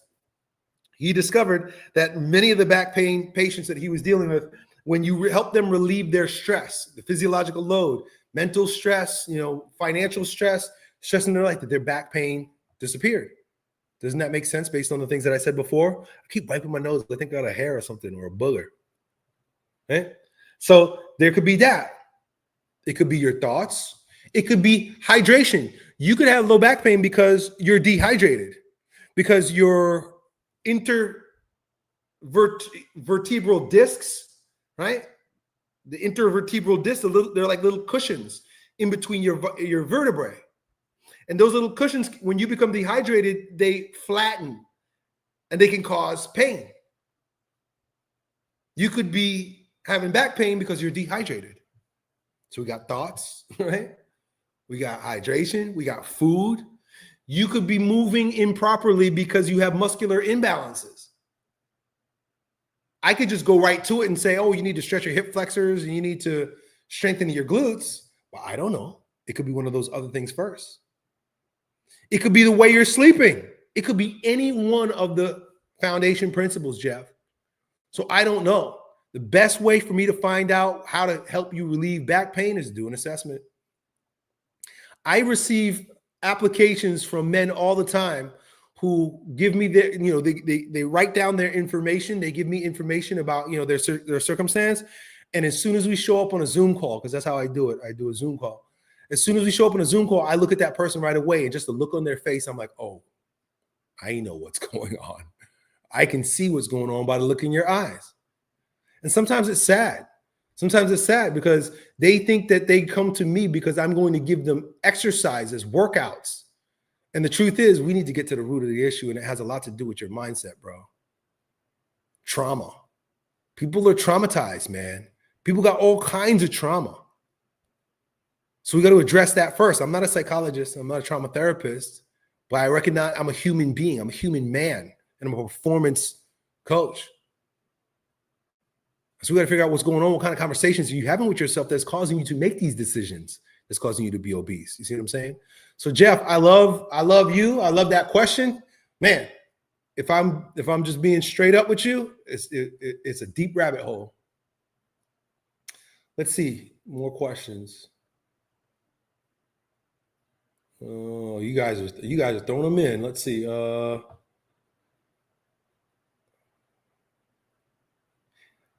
Dilly vlog. If I consistently strength train, will I get some results in 6 months? When you strength train, you get results right away, right? You might not get chronic results, but there's an acute result right away. You can't do something and get nothing. And if you do something for 6 months, you're going to get something. You're going to get some result. Something's going to happen. You're either going to snap your shit up or you're going to be jacked and lean, depending on how you're doing it and who you are. So you will get a result. Is it the result you want or the result you don't want? That's the question. Nikki's asking, he says, salt is a mineral that makes you thirsty, correct? This is good. That's a good question, and it's kind of like one of those like seesaw questions. Like it really depends. What kind of salt are you using, right? And salt can actually help you store more, because you got something called the sodium potassium pump in every one of your cells. And if you don't have that sodium potassium pump, your body won't be able to shuttle water into your cells. And it has to do with what? Sodium and potassium. So salt actually hydrates. That's what Gatorade was before it turned into the shit that it is today. It literally was just water with salt. They just put a bunch of salt in the water, and all of a sudden the athletes were performing better, right? Why? They were better hydrated, right?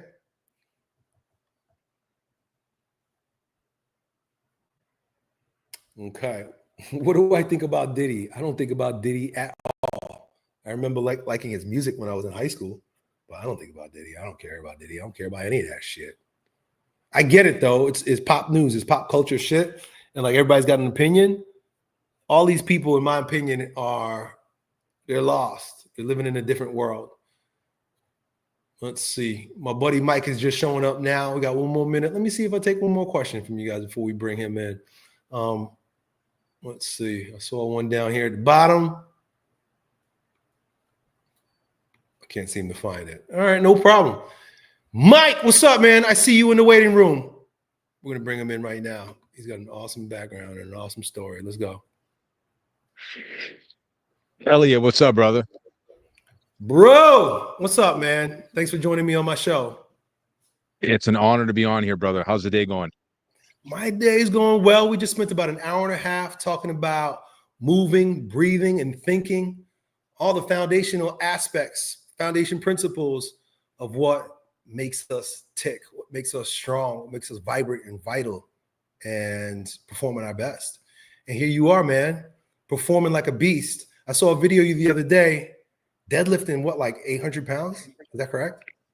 The 805 this time around was a little 5-pound PR. Praise God. That's a PR for you. Yes, sir. It took a year to put on 5 pounds, but you know, I haven't no disrespect to anybody that's touched the sauce. I don't have a qualm about that, but lifetime drug free, close to 15 years of training. It takes a year to put on 5 pounds on a lift these days. So we're clawing away at the gains, man. Wow, that's amazing, dude. You're an impressive guy. So first of all, that's impressive as hell. How much do you weigh? 205, 210, depending on the day and the cycle. Oh, wow. And how old are you? Just turned 32 years old. That was the same week I turned 32. I always, around my birthday, I try to aim for a little PR. So it was 800 at the beginning of 2024 and 805 this time. So conventional, because that's what counts. I'm stronger sumo, but this was conventional. So the real man lift. You're in your prime. You're in your prime, man. But things weren't always this way for you. I was on your website, just checking you out a little bit before we got on the call. And I didn't realize that you were over 300 pounds at some point. Is that correct? I was, man. I'm the stereotypical fat Italian kid, man. Grew up with a ton of pasta. Comfort eating was our thing. And I was always the fat kid. And then I discovered powerlifting in like 2012, 2013. I got in with a coach and I was like I'm like 5'11", like a hair over 5'11". So I'm not that tall. And he convinced me to go on like a dreamer bulk so I could be a super heavyweight. So that's what I did. And so over the course of like a year, I went from like 240-ish, like already fat, to 305 in June of 2014. Was the June or July of 2014 was my heaviest, is when I clocked in at. I did a couple meets, was an incredibly mediocre heavyweight powerlifter. So to kind of give you a gauge of my best numbers back then, I squatted like 535, I benched like 345, and I deadlifted 575, 585, something like that. And then it was at that point I woke up one day and I said, yeah, I'm like basically narcoleptic. I'm having a lower back pump, just kind of walking around in everyday normal life. And so I remember driving to the store, picking up a food scale, learning about the tracking of macros. I went on 2 fat guy walks every week. That's what I called them, the fat guy walks. And it was no joke. So it was June 2014 I started. It was August 2015 that I clocked in at 190 pounds, and I finished it off with a photo shoot. So it was like 14 or so months in between those 2 points that, like, I think, glory be to God, drastically changed the trajectory of my entire life just doing that. Man, so you were a fat kid, like that was your mindset. You grew up eating a lot of junk food and not moving so much, and so it was a comfortable place for you. Like your personality, like a fat kid is a fat kid, mind, body, and soul, and you transformed from the inside out. What advice would you give to somebody? We got a lot of guys in my alpha school. I mean, it's mostly about helping guys lose weight, right? What kind of advice would you give to somebody who's like always been fat? Because trying to change who you are from the core, rather than just, okay, anybody can go on a diet, but like changing who you are is quite a feat. What kind of advice would you give somebody who needs to make that kind of transformation in their life? Yeah, this is definitely a change of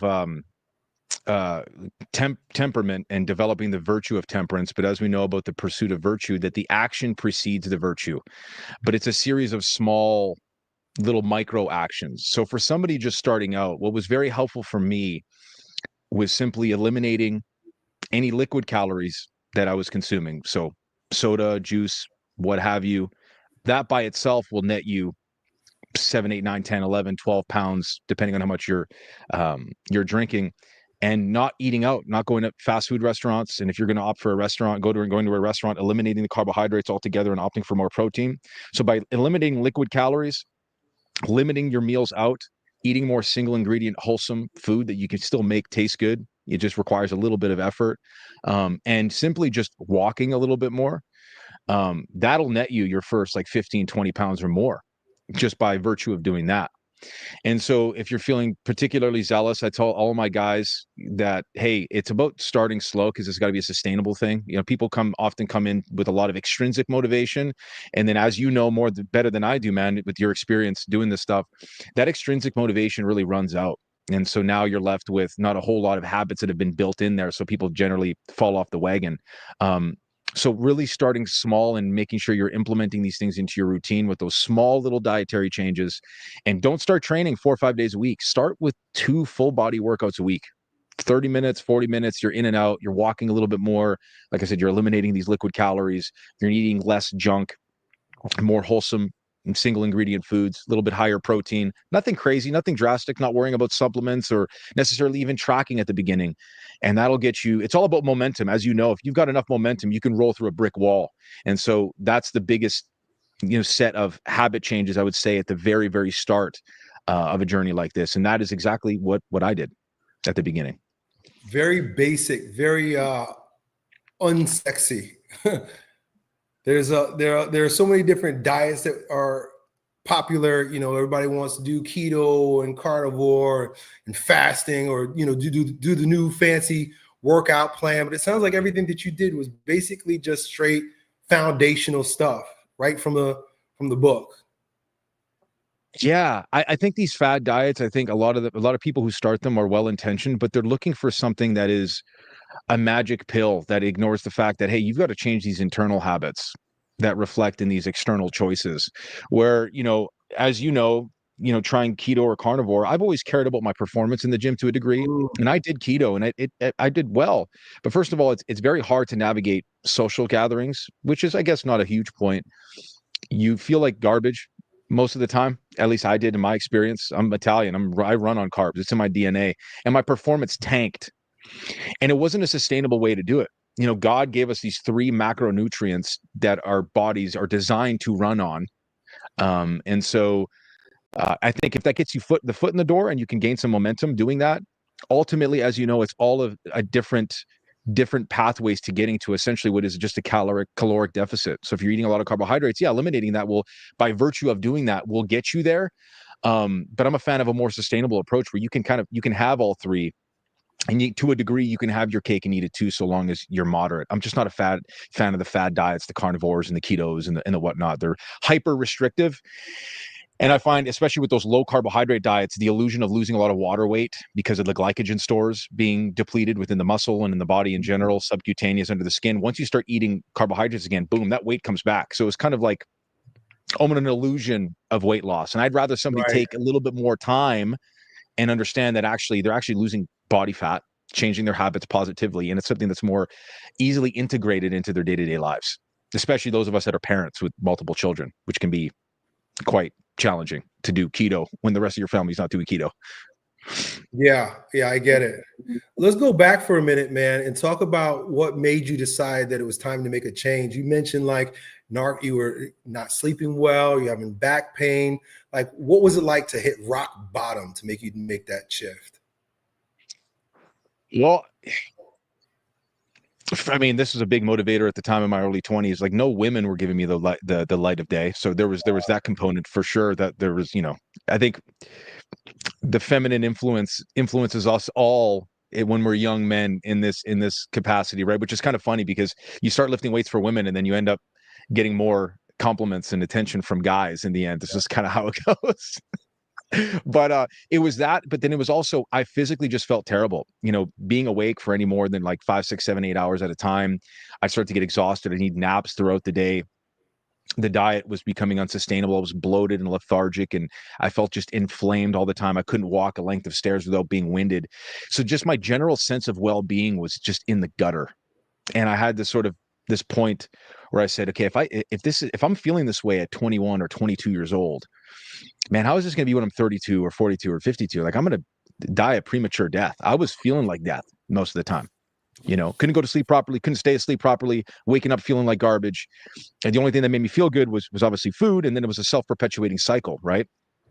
So I said, okay, something's got to change. And it was just a combination of those things, not one in particular being more painful than the other, just a general sense of well-being and malaise and lethargy most of the time.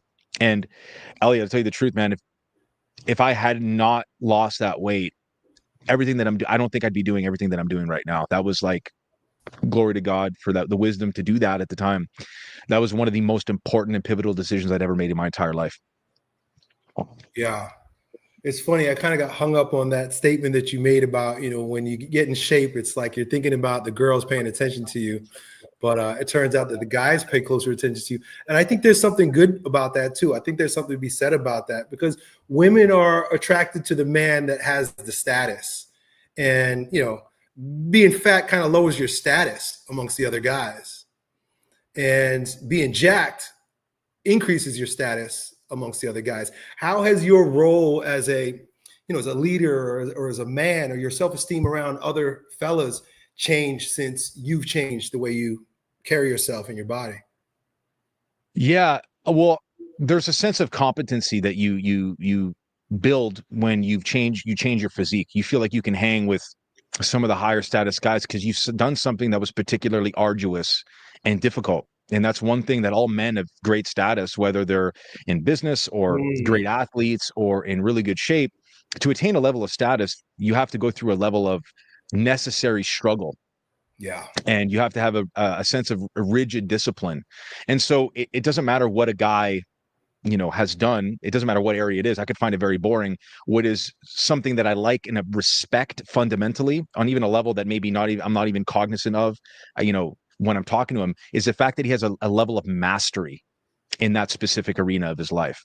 And so when somebody presents themselves as somebody that's in shape, well, that is mastery over a fundamental pillar of his life. And that is his, the virtue of temperance, being able to know when to put the fork down, the virtue of fortitude, like, physical mastery to a degree. So the way that I showed up in groups of other men, especially being as a guy that wasn't raised with his father.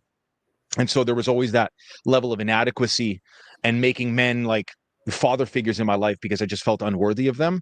But when I presented myself in such a way that after I did something this difficult and all of a sudden, a lot of these men were coming to me for advice, it was like, oh man, there was a sense of I could hang with the boys, and that comes from mastery and competency, and doing something actually difficult and being able to carry it through consistently.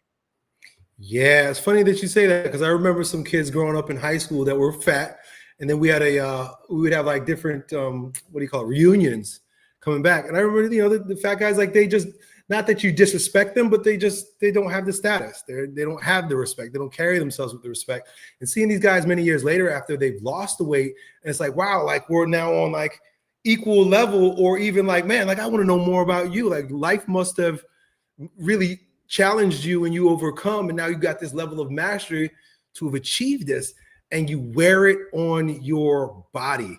I think that's the whole thing with fitness. Like, you could look at a dude that maybe he's got mastery in business, or he's got mastery in relationships, he might have mastery in other places, but the minute you show up, you're being judged by the way you look, and the body tells, hey, is this guy a disciplined man or an undisciplined man? Yeah, you nailed it.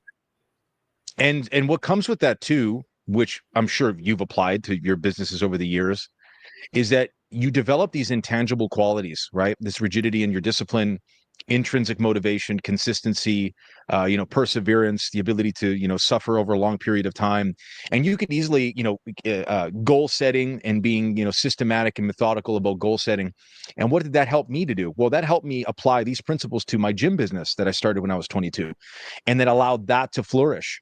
And so there's a level of freedom, right? Discipline is freedom. I can't remember who said that. It was Steve, if it was Goggins or if it was Jocko, regardless, one of those guys, where that is absolutely true. Because if you can achieve a level of mastery in this area, especially something as difficult as, your physique or level of physical strength, you can take these intangible qualities and apply it to business and absolutely succeed in that same area, because it requires the exact same thing. So I've started several businesses over the years, and some of them not so successful, but the ones that I really took to and I was able to consistently apply these principles to succeeded. And there's a level of freedom there that if shit hits the fan, so to speak, like, I'm competent, I can take care of myself. And that's something that, I think is one of the most important aspects that I've taken from lifting weights and dropping body fat. Because if we're just doing it for natural means, like, yeah, we get a ripped physique, but we apply it nowhere else, I think we've missed the forest for the trees, right?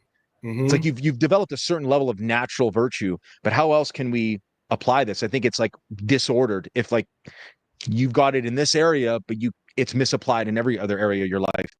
In my experience, it's been the same thing with the millionaires and multimillionaires that I've coached over the years. And a lot of them are overweight and unhealthy. I'm like, but you're a multimillionaire worth tens of millions or hundreds of millions of dollars, and you're overweight and you're out of shape. How can that be? Something is misplaced here.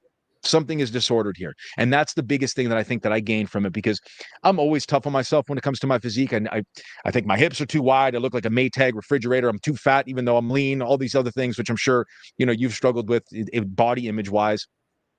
The biggest intangible thing that I've taken from this is the ability to apply it to my businesses and watch them succeed, especially now as a provider, knowing that my family will always be taken care of because I'm competent as a result, is something you can never put a price on.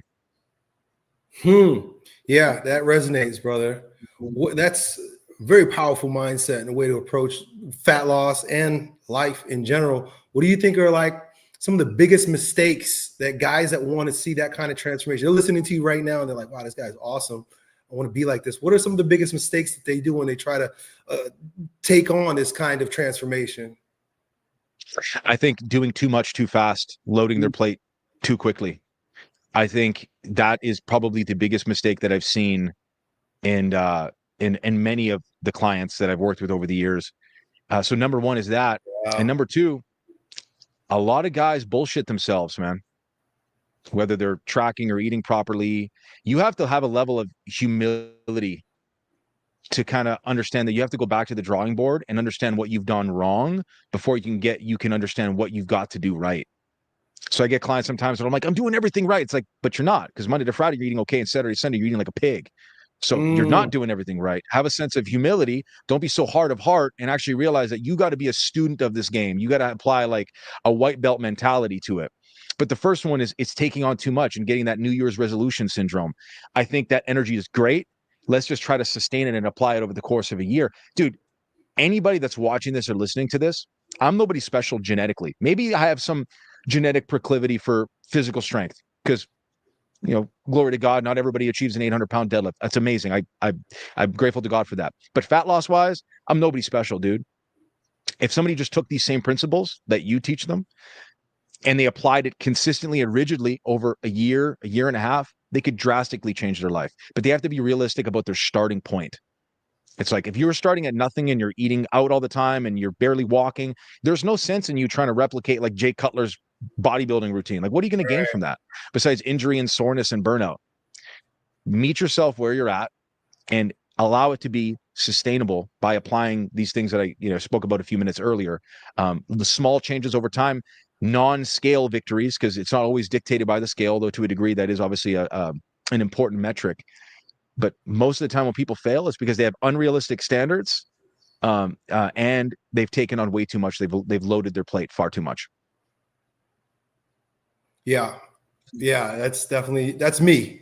That's the mistake that I typically make. I want to jump right in, get it done right away, fast, rip the Band-Aid off. And really, this is work that takes years. Speaking of something that takes years, you said it took you a year to add 5 pounds to your 800-pound deadlift. Yeah. Is that correct? Man, what are your thoughts on, so a lot of guys, there's this sort of question. Do I lift for strength or do I lift for aesthetics, right? And so somebody who's wanting to get into shape, like, the first thing that you were thinking, and a lot of guys are thinking is like, I got to look better. But yet here you are, lean and principled and pulling 800 pounds. Why is it important? Why do you think it's important for a man to be physically strong rather than just aesthetic? Well, I think the benefits there are not just physical, but I think they're deeply spiritual and mental as well. In a soft world, it's an effective antidote for effeminacy because it's extremely hard to get strong and extremely hard to stay strong.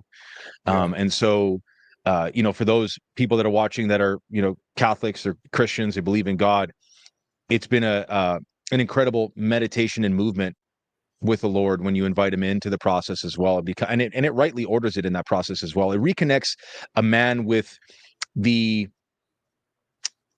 one of the pillars of masculinity is after the fall, Adam was rendered to or he was banished to render resources from the earth and painful toil. So it reconnects a man with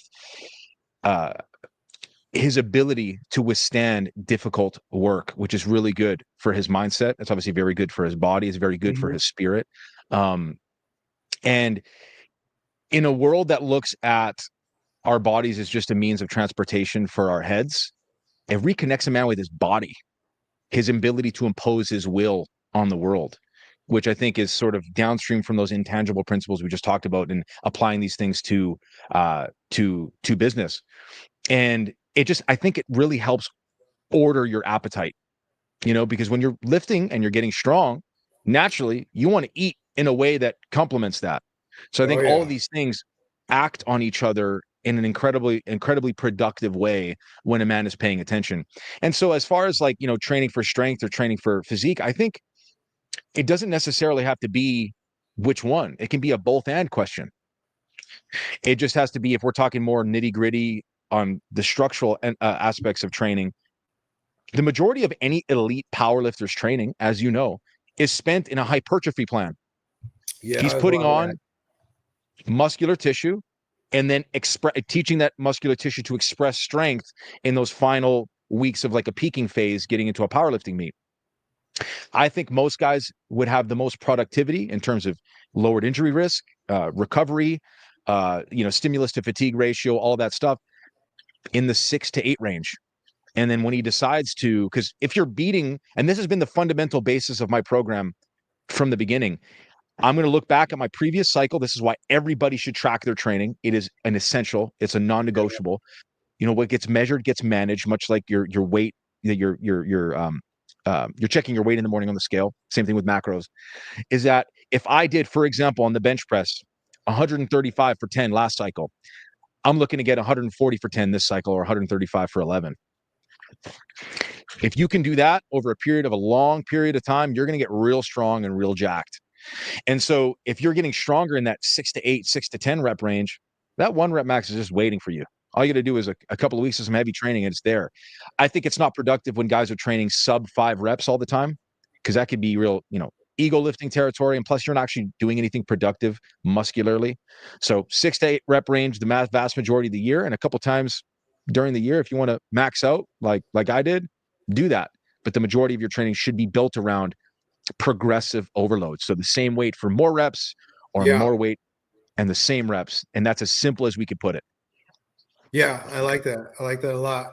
It sounds like you're I like the way that you combined your spiritual life with your lifting life, and you're taking principles, you're crossing them over, using a lot of analogies.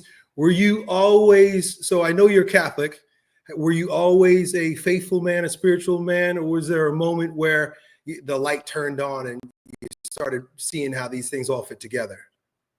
Well, I was a lapsed cradle Catholic. I became atheist for a period of time.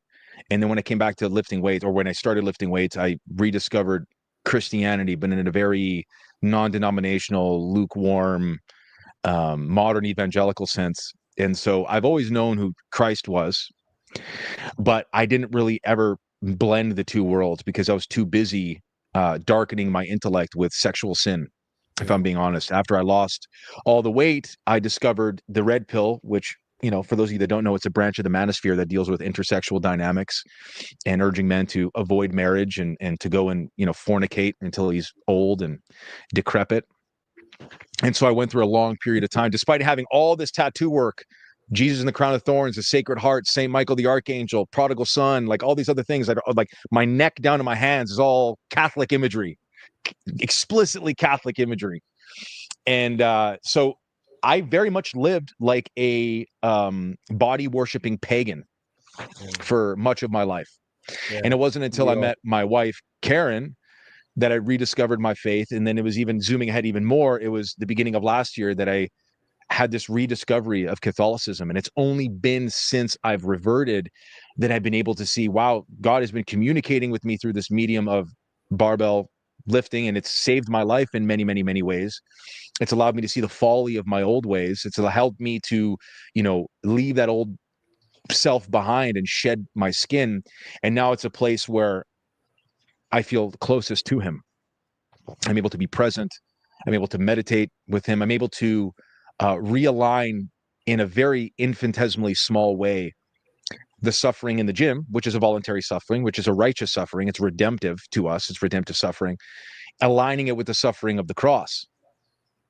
And so, and it's an example, as I think Pope Pius XII stated in an address to the Italian sporting associations in the 1950s. It's an example of the unceasing work for Christ. So kind of like a living example of the straining toward the goal, like St. Paul says in Philippians 4, I believe, straining toward the goal, the call of the upward call of Christ Jesus. And so now understanding what the virtues are and how they apply supernaturally, natural virtue, and then the place where those roads converge. And that is essentially going to confession, staying in a state of grace, participating in the Eucharist.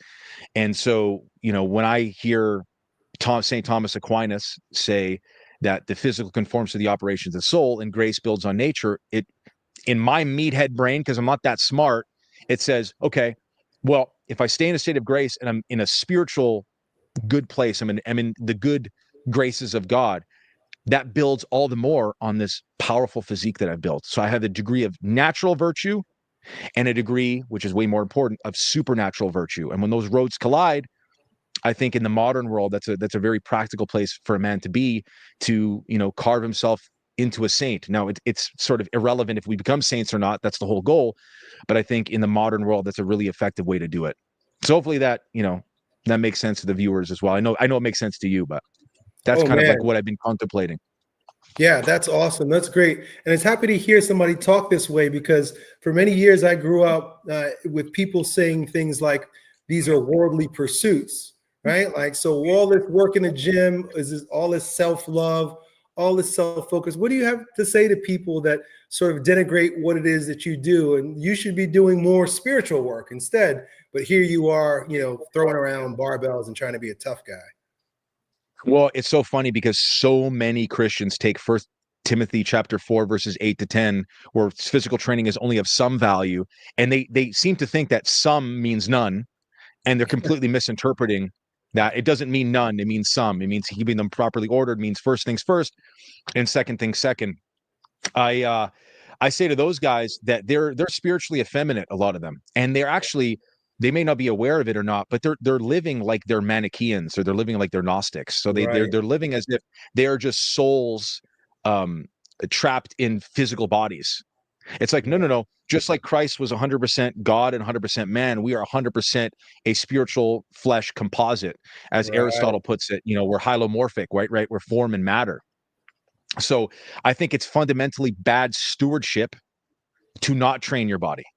I think it's an opportunity to marvel at the brilliance in God's work and his handiwork in creating us.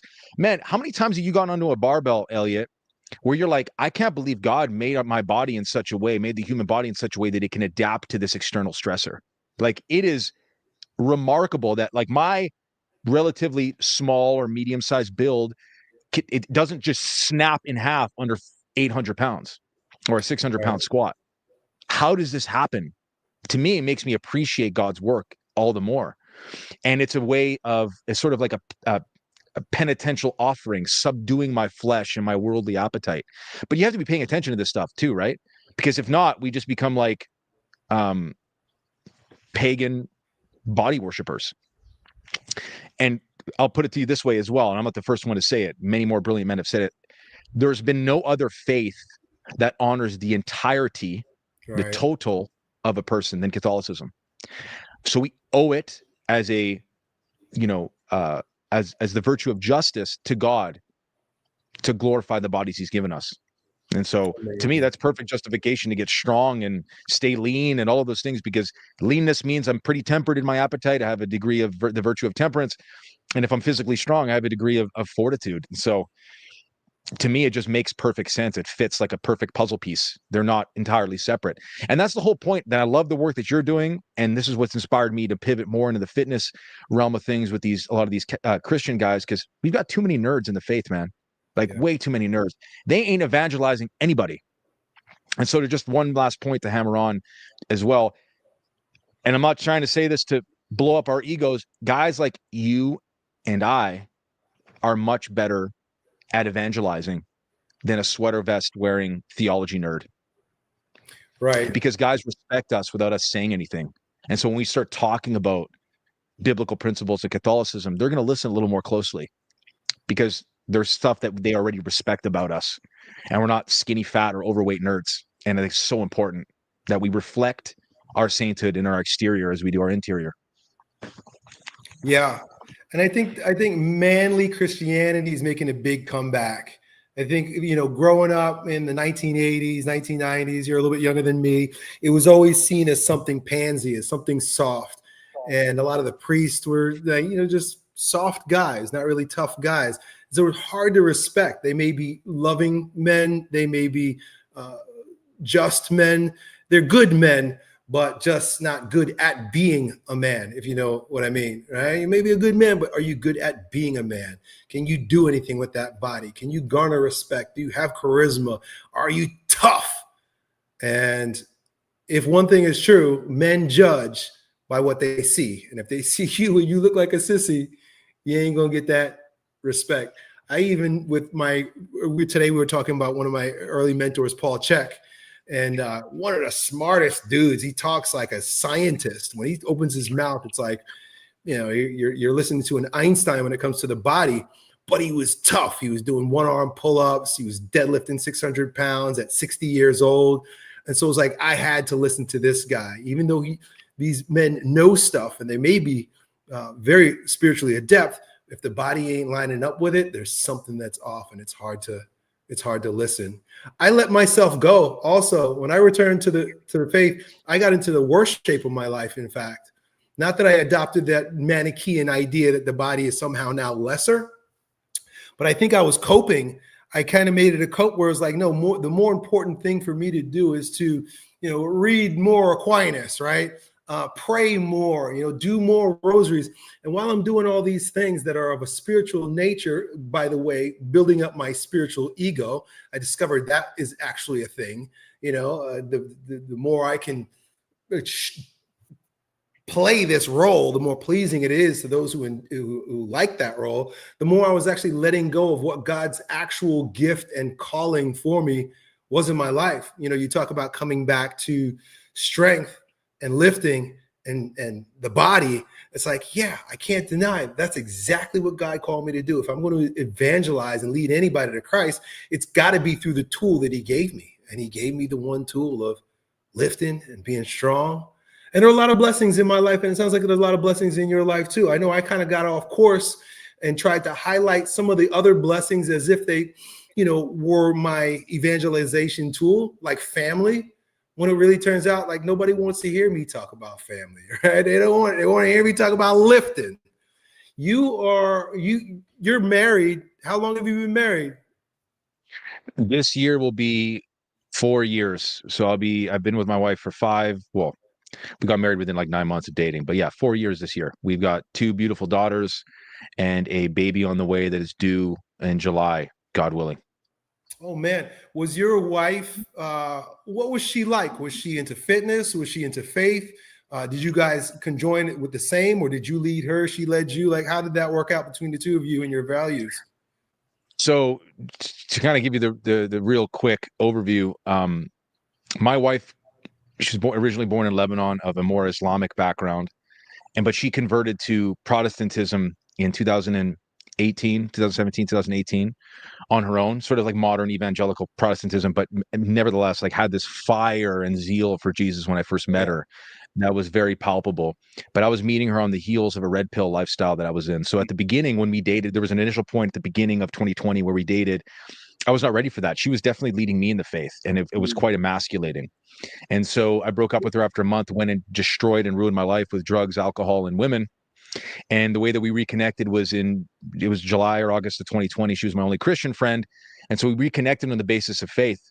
And we had no intentions of getting back together. She's a beautiful woman, was in incredible shape. She had competed in powerlifting. You know, she was always lean, always in good shape. So we connected on many levels. Like I coached her for a while. She's like 5'2". She was like 130, 125 pounds at the time. And she squatted like 265, 270, benched over a plate, deadlifted over 300 pounds. She's a strong lady, strong woman, strong genes. And so we reconnected on the basis of faith just as friends. And then 9 months later, we were married with a baby on the way. So a lot of commonalities there. And then it was like drinking from a fire hose initially when it came back to Catholicism. But, you know, she's a where you go, I go type of woman. She's a good woman, amazing woman. And the Blessed Mother took hold of her heart. Now she's, you know, as Catholic can be. She'll be confirmed into the church in April because she's almost done her catechesis program, or OCIA. We got our marriage convalidated last year. We got our babies baptized. It was a year full of the sacraments. And it was, yeah. So we're definitely on the same page now. We weren't before. We definitely are now. Wow, that's pretty cool. Sounds a lot like, well, at least in 2022, my whole family was all sacraments. I came back, but my wife and I were both baptized and confirmed when we were kids, fell away from the faith, and then brought the whole family in 2022, did convalidation and all that kind of stuff. Very Praise cool, God, man. Very cool. Hey, so I'm going to be on your show coming up here pretty soon, Thursday, right? Thursday, yeah. Did we say? I can't remember. If we said the 13th or the 20th. Either way, yes. You'll be in our men's group. Let me check my calendar right now because I'd love people to come and check you out. So Thursday, so it's the 20th. Yes, sir. It's a smaller group of guys this time around, but it's nevertheless, we're still excited for it, man. Yeah, so it's so funny. Like you and I were very similar in a lot of ways. In fact, you are on the CMAS show. You took my spot when I left. Yeah. You know what's trippy about that, dude? I was such a fan of Seamask, man, for so long. And when you 4 guys were together, I'm like, what would it be to be on this show? Like, I love Elliot, I love Tim, I love Will, and Robillard was great too. And then when they asked me to come on in January as a permanent fixture, I was like, man, this is like, it's so providential. So it's such an honor to be in your seat, so to speak, man. I've been, and not to say just because I'm on your show, dude, I've been a fan of yours since 2007, bro. I remember. Wow. Yeah. Oh, dude, the Yo Elliott way back in the day, man, the old strength camp stuff. I've been watching you for a long time. When I first started lifting, I binge watched a lot of your content, dude. And when I found out you were Catholic, I was like, see, I knew this dude was legit from the very beginning. I saw the whole process. You go through these different, faiths and phases, and yeah, man, I got mad respect and love for you. So it's like, to me, it's a trip that we're even sitting here talking to each other on your show, man. It's such an honor to me. So that's pretty awesome. Anyways, that was long-winded, but appreciate you, bro. See, you have a yeah, we got a lot in common. You have a community. It's called and so it's Catholic Masculinity, right? Is that correct? It's called Yes, sir. Catholic Masculinity, which is a term I freaking love. I was just repping that term a lot, a couple of years ago. But you're in there helping these guys become masculine men. I mean, they're getting fit, they're working with their families. They're doing everything that's required to be like an alpha male, right? Like maybe a Catholic alpha. How can That's people correct. join your group? Because this is where I'm going to be speaking, right? I'm going to be inside your free group. Let my so in the paid group, know. but I'm actually thinking about joining the two. So I have two communities. We have the paid community and we have the free community. The free community's got over 2,200 men. I'd recommend anybody go and check it out on School, Catholic Masculinity Project. And we've got the paid group as well, which initially we wanted to do as this like big thing where we had thousands or hundreds of guys. And then we realized, I don't think that's the calling for us. So we've got a tight knit group of guys, and at this point, I would say we take guys on like an interview basis. We don't just want anybody in there.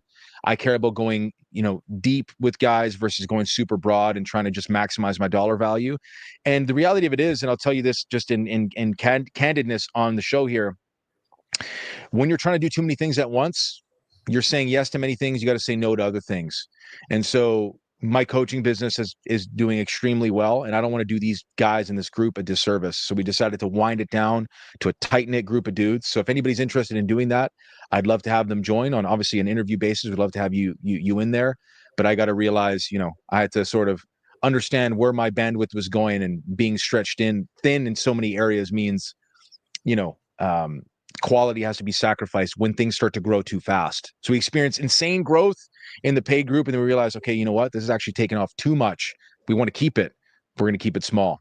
So check out the free group at the very least, though. If not the paid group, there's obviously no pressure to do that. Or you can check me out on Twitter, YouTube, and Instagram at just Mike Pantile, and I'm on the CMask show on Fridays. Yeah, I found you on Instagram, just scrolling. You started popping up on my thing. And I was like, oh, this guy gets it. You're tough. You had the tattoos. I can see you. I think some of your videos were in your gym, but you were actually, I think, just converting. You were just starting to talk about Catholic stuff. I think I may have even like watched one of your first couple of videos. I was like, oh, this kid is like, you're figuring it out. Like you're kind of just figuring it out. I was like, wow, this is pretty awesome to watch your transformation and how you went from kind of feeling your way out to like now standing in it fully. Yeah, man, Elliot, I appreciate it, dude. Yeah, since reverting, everything's exploded. Family, obviously my faith, business. I was on Pints with Aquinas with Matt Fradd. I'm about to be on Keith Nestor's show. I'm being asked to go speak at parishes, which blows my mind. Like there's a sense of I got to just be quiet and be a convert instead of going out and speaking. But as you know, when God knocks, you got to answer the call instead of being pusillanimous. We've got to be the opposite. We've got to be magnanimous and show up and trust that God's got us in the right place at the right time. It's been absolutely insane. And yeah, I remember that too. It was like mid last year. I was like, Elliot Hulse is following me back. I'm like, dude, sick. It was right around that time too, where all this world started to just come into high definition. So I'm super grateful, Elliot, man. I glory to God, but thank you for having me here, and thank you for being a dude that I could call a friend. So grateful, man. You got it. Awesome, man. I'm looking forward to being on your show. And so everybody can find him on Instagram. That's how I found him, and join the free community. And Mike's an awesome dude. If you value, if you rock with the values that he's spitting right now, yeah, check out what he's doing. So Mike, thank you, man, for taking some time out on this day to join me here. And we'll do it again soon, dude. Absolutely, God willing, man. God bless you and yours, bro. And we'll keep in touch, man. Appreciate you. Mike. All right. And goodbye to all of you guys.